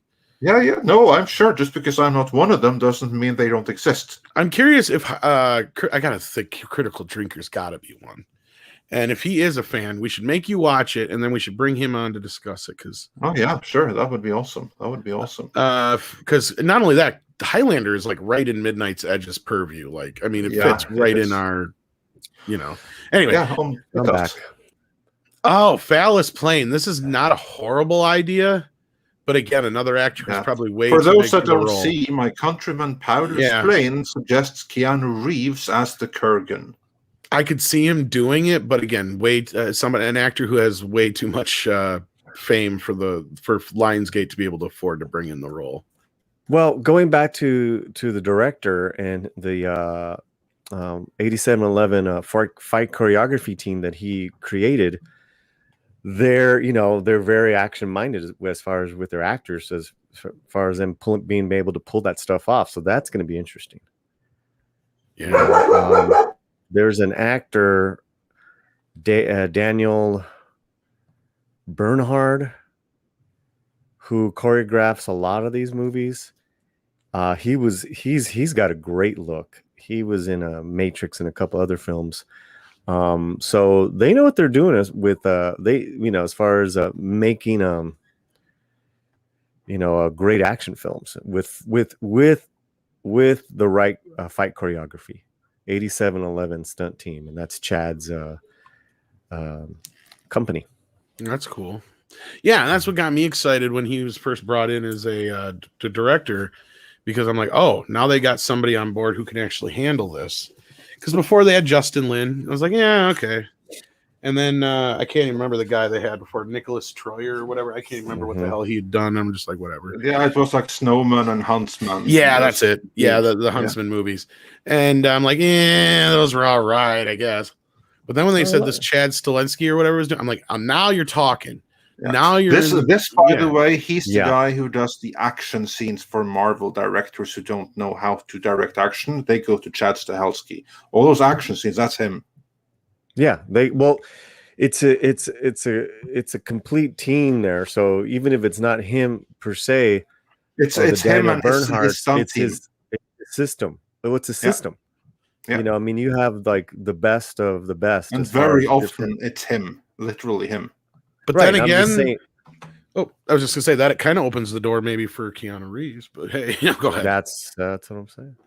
It's certainly within the realm of possibility. I mean, they work on each other, and John Wick did the same thing for Keanu's career as The Matrix did. So I'm sure they're tight and they know each other. I mean, they worked a lot together by now. So that would not surprise me. But we have a couple of other super chats to go through to hear what you all have to say. Keanu would actually be a better Highlander because motherfucker never ages. Yeah, this is actually a fairly good point. He would be a great Highlander. Yeah. But moving on. Troy Pacelli says, Tom, in fairness, given the backstory of how Spielberg came to do AI, there is a good reason he tried to honor Kubrick. True. And Big C says for $10, the biggest problem with the Eternals is apparently they've been among us this entire time, but didn't help with Thanos. Where were they? I don't know. Cutting their fingernails or something, I guess. That's kind of like what it looks like. Yeah, we brought up that point too. And Tom, when you wondered who was excited for Henry Cavill as the Highlander, was very quick to answer. I am. I would love Cavill in Highlander. And later, she also sent like a Cavill super chat with hearts surrounding the name Cavill. So I'm sure there's a lot of women that agree with you. I'm sure. And Loki07 says for $20, thank you so much. Spielberg could have done a modern retelling of West Side Story. I've heard that Spielberg didn't exactly get a great reception in Puerto Rico when he went there for casting. I've heard they kind of told him to kick bricks. I don't know anything about that, but maybe. I want to be positive for Paulie, so I'll just keep my mouth shut. Yeah. And Hyper Guy. Yeah, I do know Rita Moreno had to give some extensive rewrite notes when she got the script, which was really weird. But anyways. Yeah. And then we have, let's see, Hyper Guyver 2 suggests a Highlander watch party. And yeah, that's probably going to happen. That's what I was thinking. Yeah. I don't know about a watch party so much, but we'll make Andre watch it. Yeah. And then we'll see if like Critical Drinker or something like that will hop on and talk with us about it. No, that would be I love me some Highlander. And Eber B-Man says John Wick has slight nods to Highlander. The no fighting on continental grounds is like the no fighting on holy ground, like Highlander. Interesting. Yeah. And Joachim Stark says for 20 Swedish krona, give us Momoa and Cavill, Tango and Cash movie. Tango and Cash with Momoa and Cavill. I can see that. You know what? Trade out Momoa for Chris Pratt, and you got a deal. Well, no, I was saying trade out Cavill. Maybe because you need comedic timing. Yeah, but I'm not as big of a fan of Momoa's as I am of Cavill's. Like okay, I do trade the two of them out then for Chris Pratt. And for Ryan Reynolds, you got the winner there. Oh, hell yeah. I'm down for that. Whatever that is, I'm game. Yeah. That's a good one. And you just need to find someone to replace Robert Sedar, and then you're all good. And Troy Pacelli says Banderas for Ramirez. Yeah. And Valiant Renegade says we need a SpongeBob episode where SpongeBob is MacLeod and Clancy gets to do a legit Kurgan as Mr. Krabs. Money. That's a good idea. There's something wrong with that with Valiant Renegade. How can you cut off SpongeBob's head though? He has no neck. Oh, I'm sure he can try. And Stephen Otten says Highlander is mostly dead. Well, actually, I have to agree with that because, like, the main franchise ended in 2007, and since then they've been trying to get the remake of Grounds. Yeah. So I agree with the mostly dead, but and even that, at least, and even that TV movie in 2007 was almost 10 years since the last thing. So 7 years anyway, at least. So. Yeah. Maybe a couple years after the Mythos web series, but I never even saw that, so I couldn't tell you anything about it. And Warwolf says better to burn out than to fade away. Indeed. Got something to say. And then we have, let's see. Adam Wofford says, if the movie is good enough, you could make 3 movies and make the Kurgan the main villain in the 3rd one and have the 2 other villains from the other movies where Connor has takedown.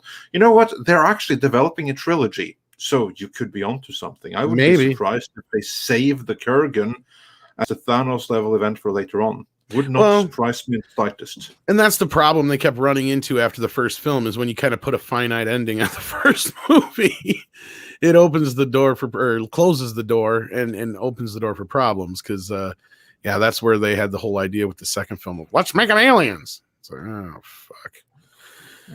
Yeah. No, it was just, the first movie wasn't technically The Gathering, I guess, is all you got to kind of just ignore that talk. Yeah. But even making something like The Gathering a final kind of battle really does kind of put a point on it to where you really got to build up to something like that. I mean, I don't know. That's what I'm saying. There's so much room for things you can do in this universe. Yeah, indeed. And then Ben Graciano says Victor Vargas of Mayans for Kurgan. A certified badass, former Army Ranger, and can do the look bad guy. Not familiar with him, but sure, so that's an interesting suggestion. And Perilous Plains as Keanu Reeves as the Kurgan. And Mexican Iron Man, our good friend, says for $15. Muchas gracias, amigo. And he disagrees with the earlier post. And he says, Paulie, Highlander is not dead. It's the greatest ever, including TV and movies. Don't judge me. I love Highlander as much as my other guilty pleasure, all Alien and Predator flicks. Well, I guess we know who's probably going to join us for that then too. Yeah, exactly. On that note, let's use that to segue into the final main topic of today. And I'll just say Tom, that I sent you a link in the chat, and Paulie, go and say what you're saying. Yeah, Mexican Iron Man. It's dead as Dillinger. It's been dead. That's why it's a good idea to bring it. Get in here and back me up, Mike. No, it does need revival. That's for sure. It's a perfect franchise to revive. That's all I'm saying. It just never met its potential. I mean, it was completely. I mean, you mentioned the 2007 movie. I had no idea there was one. Yeah, it was. It's called The Source. It's hardly available in the U.S. I had to import the Blu-ray. That's like 20 years of nothing. It's got Adrian Paul in it. Actually, it's more than 20 years of nothing. The last theatrical movie was in the year 2000. So it's more than 20 years of nothing. So I go back to the last good movie was more. No, I'm not arguing. The last good movie was 1986, wasn't it, Tom? Highlander Final Dimension isn't horrible. Wow. It is actually probably one of the. If you take those two movies as they are, they're fine. But I mean, you don't need them. The first film is just a perfect movie. Like, I mean, that's the thing. I mean, and somebody brought up, what's wrong with it having an ending? Nothing's wrong with the first film having an ending. It just creates problems if you want to make a franchise. So like in this situation, they know the potential for a franchise, so you can leave that a little more open-ended without it still being, like a Marvel movie to where, obviously you have to have more. You can still tell a self-contained story here. Because that's the thing. When they opened up the world, there were so many other things they added to the mix to kind of prolong this idea of the whole, being a finite ending to the battles. And as long as they utilize certain things that worked in the old stories and mix in some new cool ideas, they'll be fine. And I'm fine with it because it's not untouchable. Yeah, the first movie is a perfect fucking movie, but it has been so sullied by what came after, and the series introduced a lot of great ideas that can be explored. So I think that like a few other rare franchises, or movies that never got to be franchises, this is one that could be a good one. Yeah, and then Enochman also brings up the anime movie as well. Yeah, there was an anime movie. He says the anime movie Highlander's Search for Vengeance is almost as good as the first film. Highly recommend. I don't think I've ever watched it. I may actually have the DVD, but never have watched it. When did that come out? That came out right around the same time as the Source. So it was like 2008, 2007, 2000, something like that. 2007. They came at the same time. There you go. Yeah, they were trying to do a bit of a revival at that point. It just didn't do anything. Because I think even the Source was meant to have a sequel, if I'm not mistaken. Yeah, that didn't happen. Just like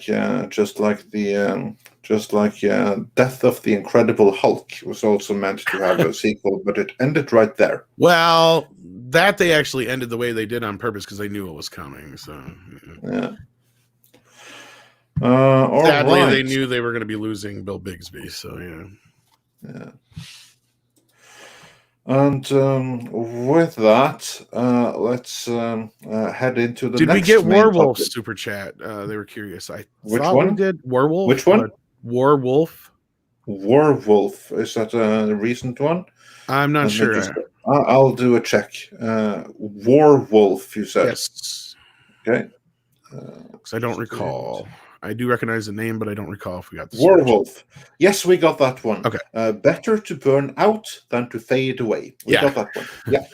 Better to burn out than to fade away. We got that one. Yes, we did indeed. And yeah, I mean, well,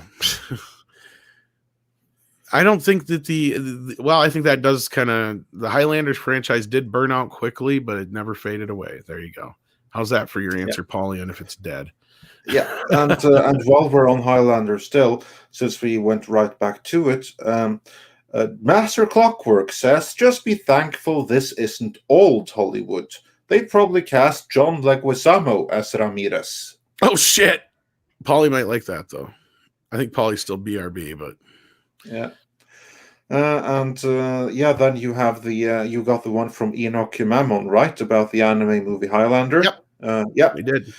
And thank you again for the donations. Yes, thank you so much to everyone that sends in super chats and super stickers. We really can't thank you enough, because literally that is what is keeping the lights on. So we really appreciate it, and we try to catch other comments as well, as you all know.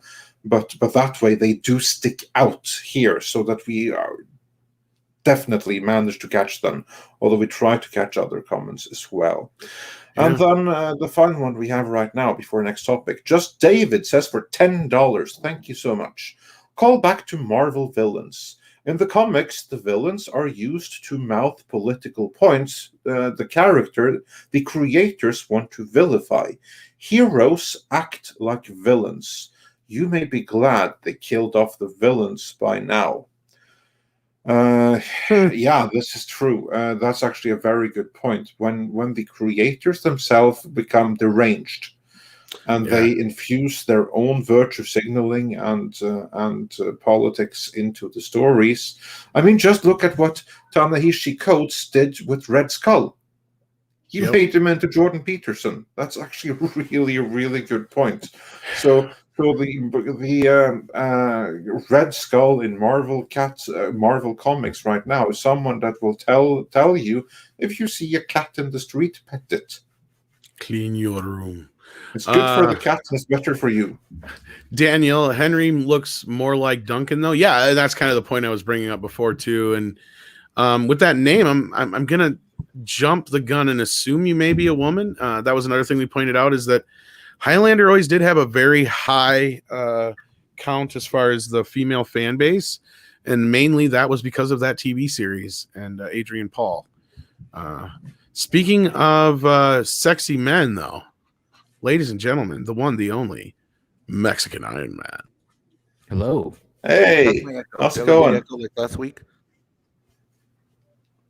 You cut out there, Mike. We didn't hear you.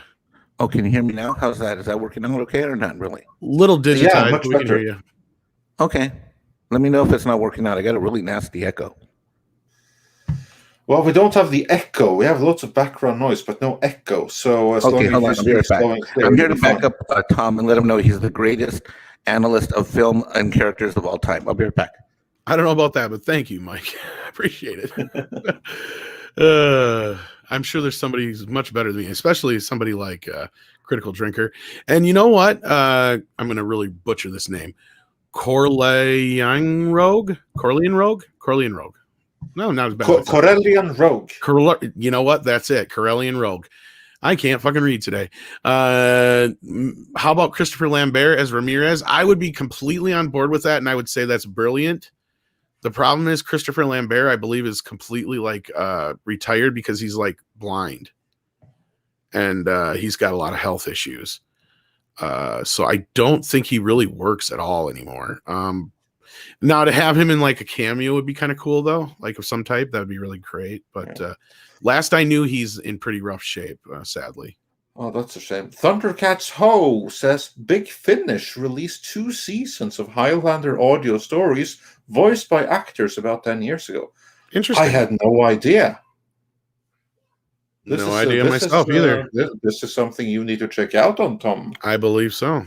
Yeah. I think you have your work cut out for you, and probably so will Mike have to do when he comes back. Yeah, and his heritage points out here, because I believe this was something he'd been dealing with for a while, that he was already going blind during the original. Does he have the same thing that Judi Dench has? I'm not 100% going. It's something like that, but it's gotten to the point now where he's almost completely blind. Oh, he's in really rough shape, unfortunately, from what I heard. But yeah, I know that's what's sad, is because he was really cool. That was the role for me. I remembered him as Tarzan and that. You know what I mean? Raiden. And then eventually Raiden. Well, it was because of those two roles that I knew him so well when he played Raiden.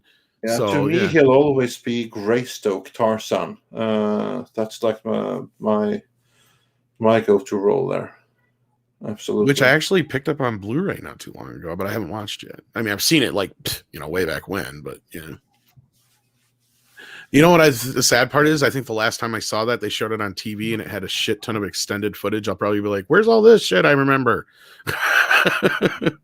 Well, Mexican Iron Man says, I will have to dial it in.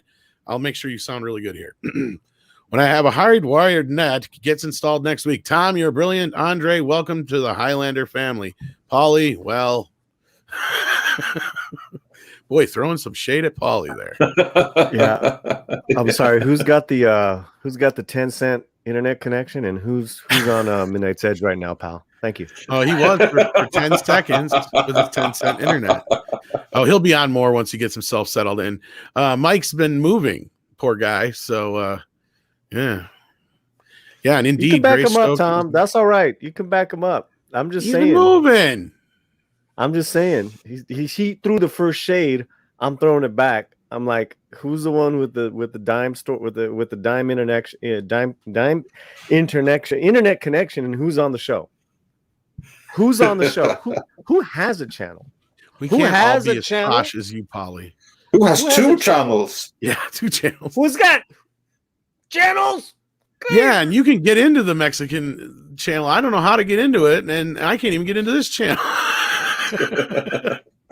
You know, and I'm like freaking out one night because I couldn't even get to the goddamn super chats. all I'll just say is we need to stop this brown against brown violence. That's true. That's true. Brown against brown, but can we all just get along? It gets us nowhere. Indeed. Okay. So anyway, on to the next topic we were going to talk about, even though we got distracted there because unfortunately Mexican Iron Man was going to join us and wasn't able to. But we'll get him in here sooner than later. So anyway, Andre, get us going on this next topic. Yes. I will. Next topic then. Just going to see if we got one more super chat on this one. I think we did. I think yeah, Adam Wofford says... in the TV series, some immortals could use some level of magic, and mind control also some for sight abilities. Well, there you go. Yeah, there's some things from the series that are cool. Some things are just like, Like, I really fell out of the series. I was never as big of a fan, but like, I know so many people that were fans, and most of them were women of that series, and I get it. But to me, I hope they stay a little bit more traditional with it. Use a few of the ideas. There was even some things in Endgame that they kind of presented, which Endgame was kind of the merging of both worlds in a way. I mean, even though they both existed in the same world anyway before that, it just, I don't know. It has potential. I hope they ignore the stupid shit, but I don't know. We'll see. Yeah, we'll see. And now let's move on to the final main topic of today. Namely, there's a new Predator movie coming. Can you believe that after the last one? I mean, can I be the first one to say it's a little problematic to have something called the Predator going after a young woman, or is that just me? I think there's many problematic things here, but yeah. I'm just kind of saying, I mean, they might as well just call it the groomer. And this story, well, actually, it's picked up several other places, but we are picking it up from Bounding into Comics, and they write, Predator 5 reportedly casts Amber Mid-Thunder as Native American female lead fighting against the gender norms and traditions of her tribe. Just going off the headline right there, how excited does this make you guys for Predator 5? And how excited were you after Predator 4? Paulie? I'm not excited. Yeah. I mean, this is just, I don't know, man. I don't know. And then these type of things make my head hurt, and I can't think straight. Well, let's go on with the story. It might not be as bad as we think. They'd be happy with your line of thought then if you're not thinking straight, but I'm bummed. You didn't ask me. You didn't ask me though. What I thought of this news. No, because I wanted to get some more context here. But yeah, okay, Tom, what do you think? Just from that byline that here we basically it's implied that that what Predator 5 will be all about is a woman trying to break down the gender roles and traditions of her tribe. Fuck this shit, I'm out.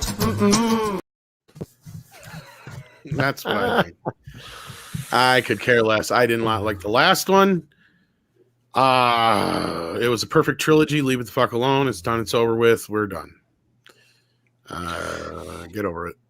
Yeah, I wouldn't call it a Moving perfect on with trilogy, but the 3 movies we got that are decent, you can call it a trilogy, right? Right. Yeah, I guess. Personally, I only like 2 of them, but that's just me.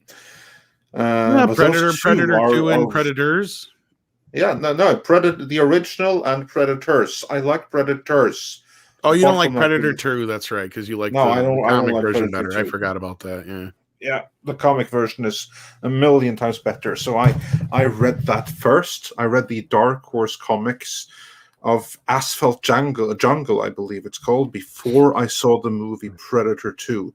And after having read the comic, the movie was just a letdown. It really was, because the comic was a million times better.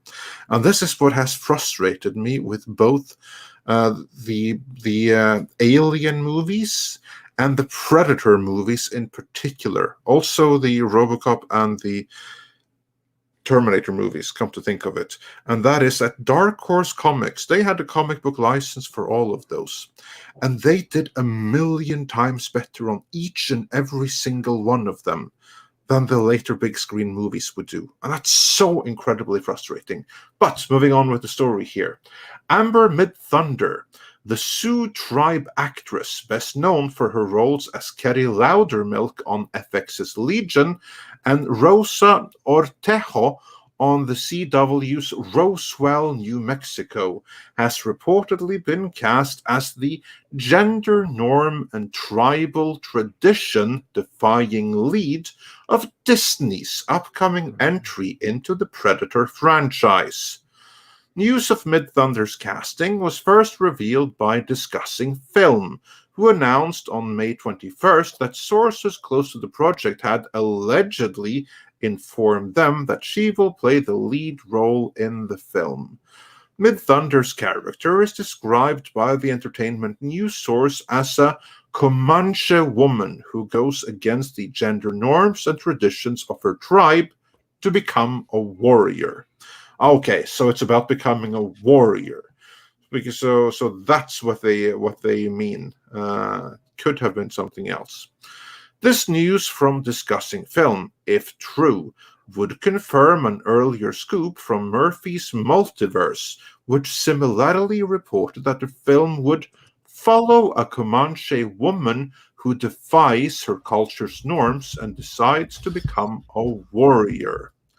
According to a synopsis provided by Murphy's Multiverse many years ago, in a time before any Europeans had ever encroached on their lands, the Comanche people had a well-defined society and gender norms.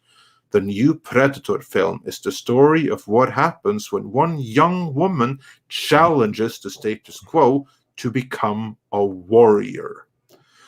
Outside of Mid-Thunder's casting, details regarding the upcoming Predator film are scarce, with Discussing Film even noting that no other plot details or a potential release date are known yet, despite principal photography very close to beginning. What little is... no one cares. And that's basically the story. That is what we know of it so far. Well, the co-star is going to be a stool, according to our buddy Douglas Nelson here, who sent me this image, because that's what this little girl's going to need to be kicking some Predator ass, evidently. Well, to be fair, I just want to address that real quick, because when it comes to kicking ass and physically taking on the Predator, not even Arnold Schwarzenegger could do that. You have to remember that he didn't beat the Predator in hand-to-hand combat. There he was chanceless. Even Schwarzenegger was chanceless. It was all about using the mind and making traps that the predator actually recognized in the end, and then improvising, and basically you had to outthink it but and this outluck it. Andre, it's not unprecedented. I mean, in that same movie, you had the Latina girl surviving along with Schwarzenegger, and she was pretty smart. She was pretty savvy. Did, absolutely. Yeah. So and that's what I'm trying to say. I mean, it doesn't really matter that it's a woman and that that she's no physical threat to the predator. We already because had one. No human is a physical threat to a predator. Correct. Not even Schwarzenegger. So it's all about using the mind. So actually, I don't mind that thing at all. I mean, it doesn't matter if you are a hell of a lot weaker than the predator or just weaker than the predator. He's still going to beat you in hand-to-hand combat. Yeah, and as you see here on screen from the last Predator movie, we already kind of got this movie. We got a diverse Predator. But as JF says too, she's not fighting the Predator. She's fighting gender roles. That's correct. And I can also see where that's going. That she's going to be a warrior, and she's going to out-warrior all the other warriors. And she's going to be the warrior that defeats the predator. That's obviously like the point of the movie here. Yeah, I have to say that I'm excited about the prospect of it taking place in the distant past,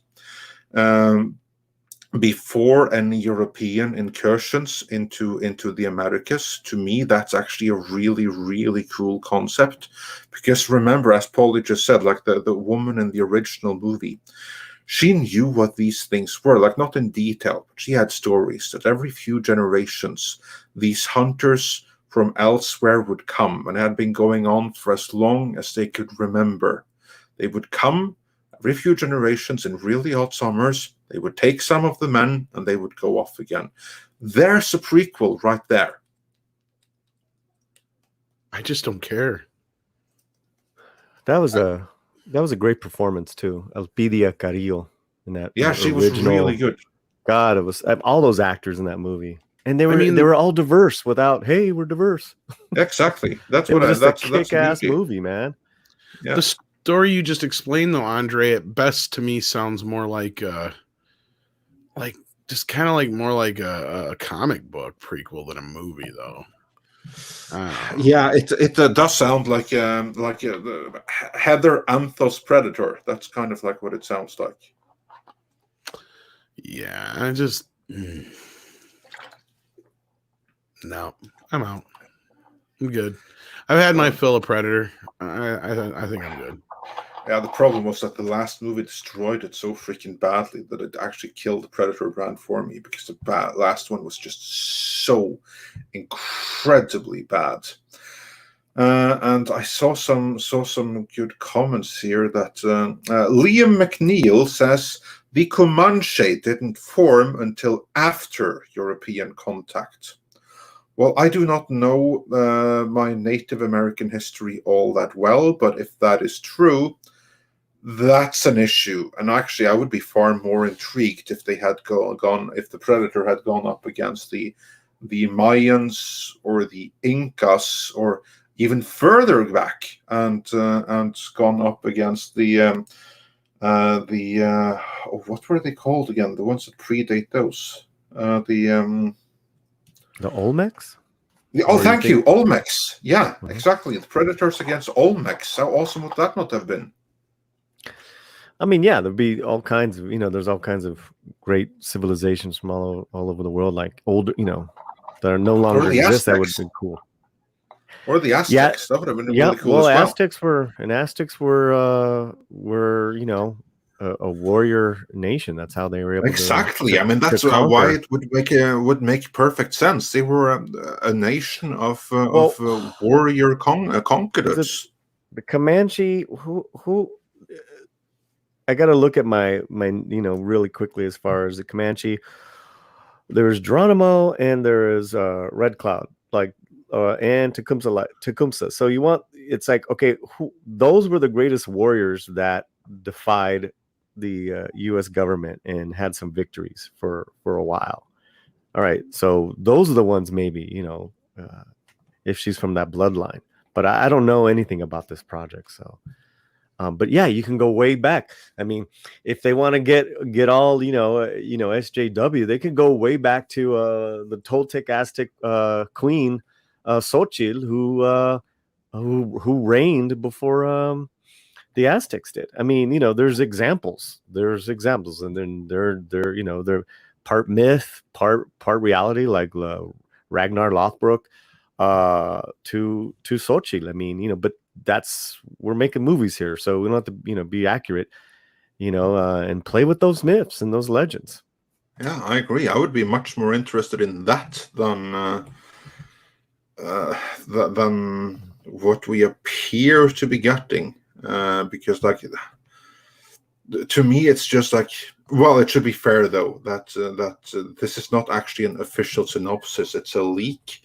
It would be great for a cause for concern if that was the official leak. I mean, if that's something that happens, if she is someone that suddenly has to become a warrior because situation calls for it, despite the norms of her society being that only men are to be warriors, then you know what? I have no issue with it. It's all in the execution. But the way it's framed here, though, it sounds like it does sound needlessly subversive. Yeah, and that's what I just don't get, because there's examples of women warriors all throughout history. Oh, there are, absolutely. And queens, and who had, I mean, Xochitl, the Queen Xochitl had a female army that existed. I mean, they didn't last too long, but they reigned. They were there for a good while. They were there, and they made their mark. I mean, and yeah, it's just whatever. For story aside, how excited then are you for a new Predator after the last one, which was simply called The Predator? That was supposed to be like the reboot to get us all on board with the Predator franchise again. Instead, it certainly chased me away in a way that I didn't even dream possible. If you go check on the channel, you'll find that we actually did a post-mortem on the Predator movie and just how bad that movie was, because I just hated it. So after that, are you even interested in another Predator? No. Paulie, or do you have to go again? Oh no, I thought already that you were answering first. No, unless it's some of those examples that we had talked about. That'd be kind of interesting, and you can mix myth with legend, and even a little bit of where, I mean, wasn't there a Predator? I'm trying to remember, Predator versus Aliens, or was it the Alien where they came down to the was it an Aztec pyramid or some shit like that? Yeah, it was like it wasn't Aztec. It was like one that it was basically the Atlantean pyramid, because it was the seed pyramid that all other cultures was inspired from. Yeah, I mean, I would definitely, and a couple of people in the chat said it, I would definitely have that Predator come down. And then Predators are smart enough, right? They got the technology, know when the greatest warrior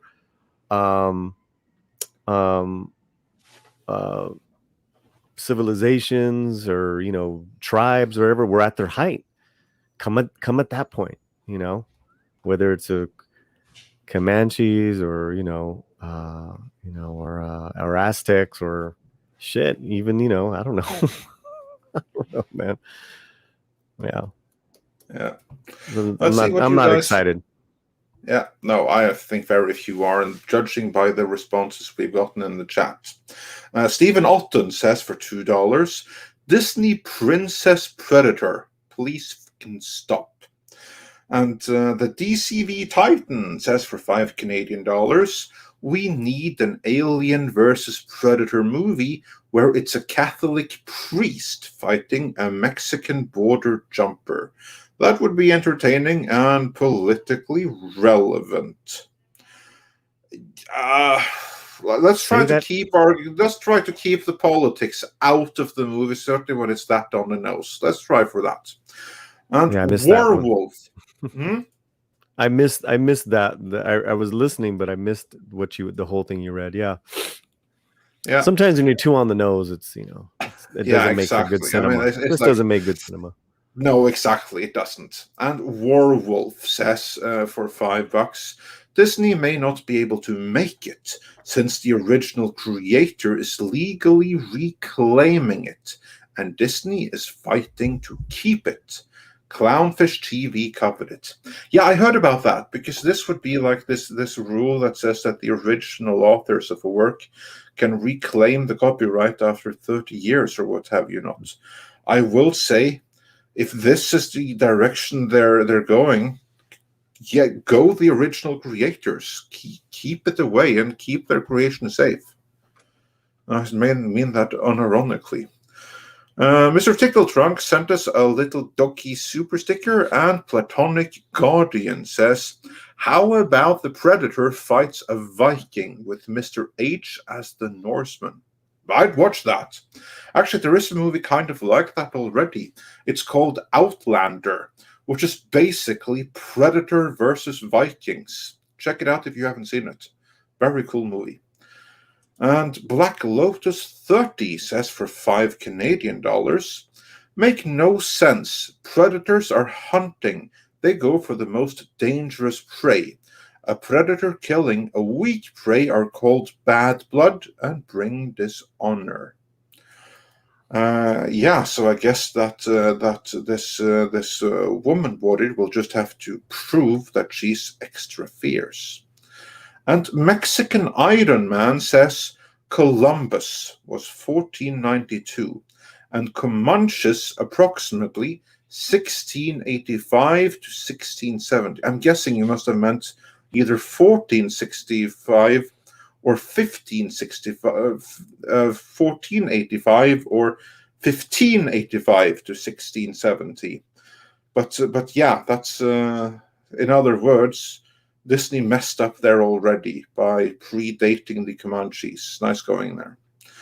Ready Player 3 says for $5, the idea of the Predator in the past is cool, but this is Disney. They're going to bungle it totally. And Ram Bam 3000 says for £5, here's an idea, marching back to the sea and on the run from the Persians. Xenophon's Greek soldiers discover they're being hunted by the Predator. Yeah, you can put it in any historic setting like that. That's the beauty with a concept like the Predator. You can go to the past, present, future. It all works because they're a superior hunting race that chases just to stay in touch with their own nature. So you really can't go wrong with it, no matter what you do. I mean, what would be kind of cool and creative is that is that you get the best warriors from the different ages of human history, and you fight the Predator. With Predators, they just got all the current ones, right? The one first, Pocahontas faced the white man. Now she faces the Predator. Yeah, and Mexican Iron Man, he clarified that the Comanches were late 1600s. Okay, well, thanks for the information. That's if they were just that brief a period, then I don't see why they would use them in the movie. But yeah, okay, that's what they're doing, I guess. The colors of the wind. They are. The colors of the wind are blood spatter this fall. We also have like some cool ideas here. Balrog suggests Predator versus Romans. That would be something. Also, let's see. Yeah, I saw some other cool ideas here. Predator versus King John by Philip IV, the Planet King. Yeah, well, I guess, take out the competition, I guess. Yeah, so the biggest, the biggest perpetrators of rewriting, not even rewriting, just completely disregarding real history is Disney. And they're going to continue to do that. all in the name of diversity. When those the stories and histories of these people, are rich and real, and then just make them these virtue one-dimensional characters and make them a fad. And it's hence the birth of Latinx. It's all for virtue points. And that's what this is. It's all for virtue points, man. They don't want to hire the real and I've said this before, they do the virtue point, but who are they hiring to write, direct, showrun? No one that knows about no one that knows about the real history. I mean, you have real directors that are, that have a great independent history of making films, and they can't get in. They can't get into the system, but that's another story. Yeah, exactly. And with that, I think we have covered just about everything there's to cover. I'm just going to make sure that we haven't missed out on any super chats. If I have, do let me know. Enoch Mammon says for $5, I always liked the 3 Batman versus Predator comics. The 2 Batman Aliens were cool too. Yeah, so was Judge Dredd versus Aliens, was also pretty awesome. And Stephen Otten says for $10, I had an idea for a Predator film that takes place in feudal Japan, complete with period-accurate dialogue and an all-Japanese cast. But I could never nail down the story. Well, I'm sure you probably could nail it down better than anyone that has been working on the last few Predator movies. Master Clockwork says Disney wants to make a film that spits in the eye of a native tribe's culture and where everyone would have to speak English. Good luck with that. Doesn't seem like a great plan, because that's kind of like what they're doing. Like, this is, by the looks of it, they are insulting Comanche culture, doubly so by placing them in the wrong part of history. So it'll be very interesting to see how that is going to play out in the end. And I just got this from Mexican Iron Man, honestly. The reason Disney picked Comanches is because they were wiped out. It also presents them from paying royalties to any real tribes like the Navajo, Seminole, etc. They actually survived. That is a good freaking point. I mean, you can't even say that about it. That's why. That's brilliant Mexican Iron Man. Yes, that's exact. Of course, it takes someone who knows his finance to come up. Of course. Yeah, of course, there's no one to complain because it's an extinct tribe with no one today. Take a living tribe, they're going to have all kinds of hell for it, but it goes back to and it goes back to what we said. I mean, they don't want that voice in the room. That's why it's like, well, who doesn't exist anymore? Come on, let's get them. All right, great. Here, write the script. That was a very good Obama, by the way. Oh, that wasn't. Was that Obama? Oh, ay, Dios. Yeah. That's a brilliant point, Mike. Thanks for making that. We may have to do a video on this now, but now that you've raised that particular point. Very cool. And then we have Eber B-Man, who says, why not have humans abducted, brought to the Predator homeworld to fight in a Roman gladiator fight/escape plot. Then have humans on the run through space in a sequel. It would certainly be better than what we appear to be getting. But again, the concept comes cheap. And again, this movie right here, in the hands of the right storytellers, this can actually be a cool movie, the one that we're about to get. Of course, the odds aren't great of that happening, but they're not zero. So this could be a cool movie. It could be everything the previous one should have been, but wasn't. So let's just keep our fingers crossed for the best. But I agree that on the surface it doesn't seem that great, does it?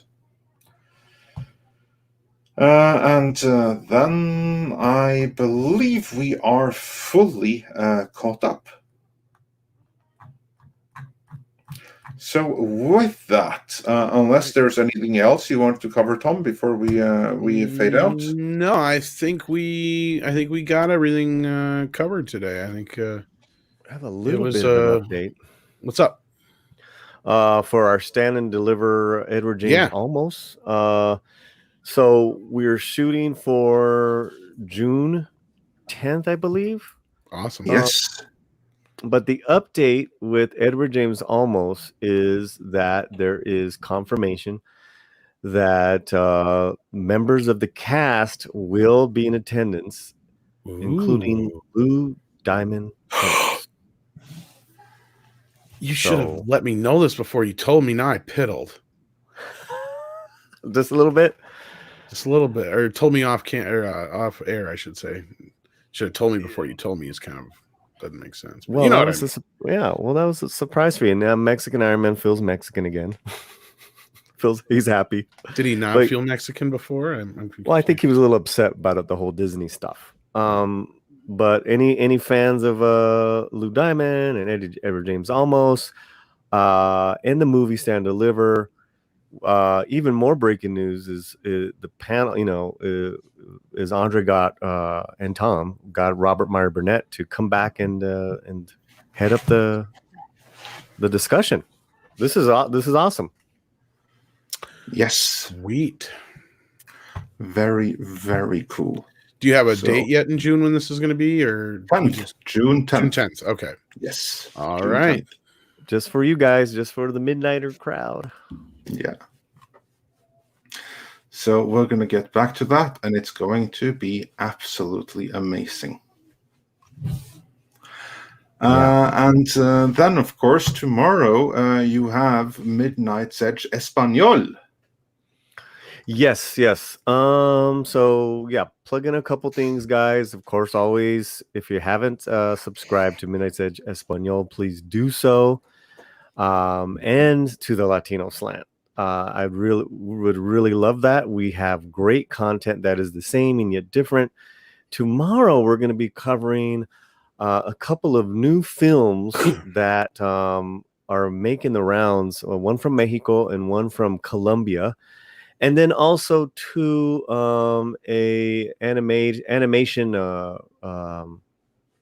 movie announcement that Diego Flores wants to cover. So always good stuff there with the kids from Midnight's Edge Espanol, Diego and Geek Tropology. One of these days I will drop in. Yeah, man. We'd love that. So I would just come on and go taco, burrito. You got to say more than tacos and burritos. But everyone in the chat, I can say punta. Thank you. Yeah, everyone in the chat, thank you. Don't say that. Thank you guys for supporting Midnight's Edge in Espanol, and we appreciate y'all. Bendejo. That's you can that's my very good friend. So you can say that. And also be sure to come back later tonight because the ladies of Toxic Femininity, they have one heck of a show prepared for you. So be sure to check in for that. Before we go, Cesario JPN, he sent us a super chat. Mags sends us some hearts, so thanks for that. And Cesario JPN says, just adopt the 1994 Alien vs. Predator arcade game. Both iconic IPs, a butt-kicking female character lead, and a writing room to move around. Indeed, or the Dark Horse comics adaptation, which is the same basic story, and it's amazing. They already botched it for that Alien vs. Predator movie, so they just need to remake that and get it right this time. Right. So yeah, check out Toxic Femininity later tonight. Check out Polly and the Latino Slant, and of course Midnight's Edge Espanol. and be on the lookout for a huge Henry Cavill and the Highlander video coming very, very soon. And for now, I do believe it's time for some koalas in the rain, isn't it, Tom? Oh, it usually is. Koalas in the rain. Do, do, do, do, do. Gotta find the button. Koalas in the rain, koalas in the rain, no fucks given. Koala, koala, koalas in the rain, koalas in the rain, no fucks given. Koala, koala, koalas in the rain.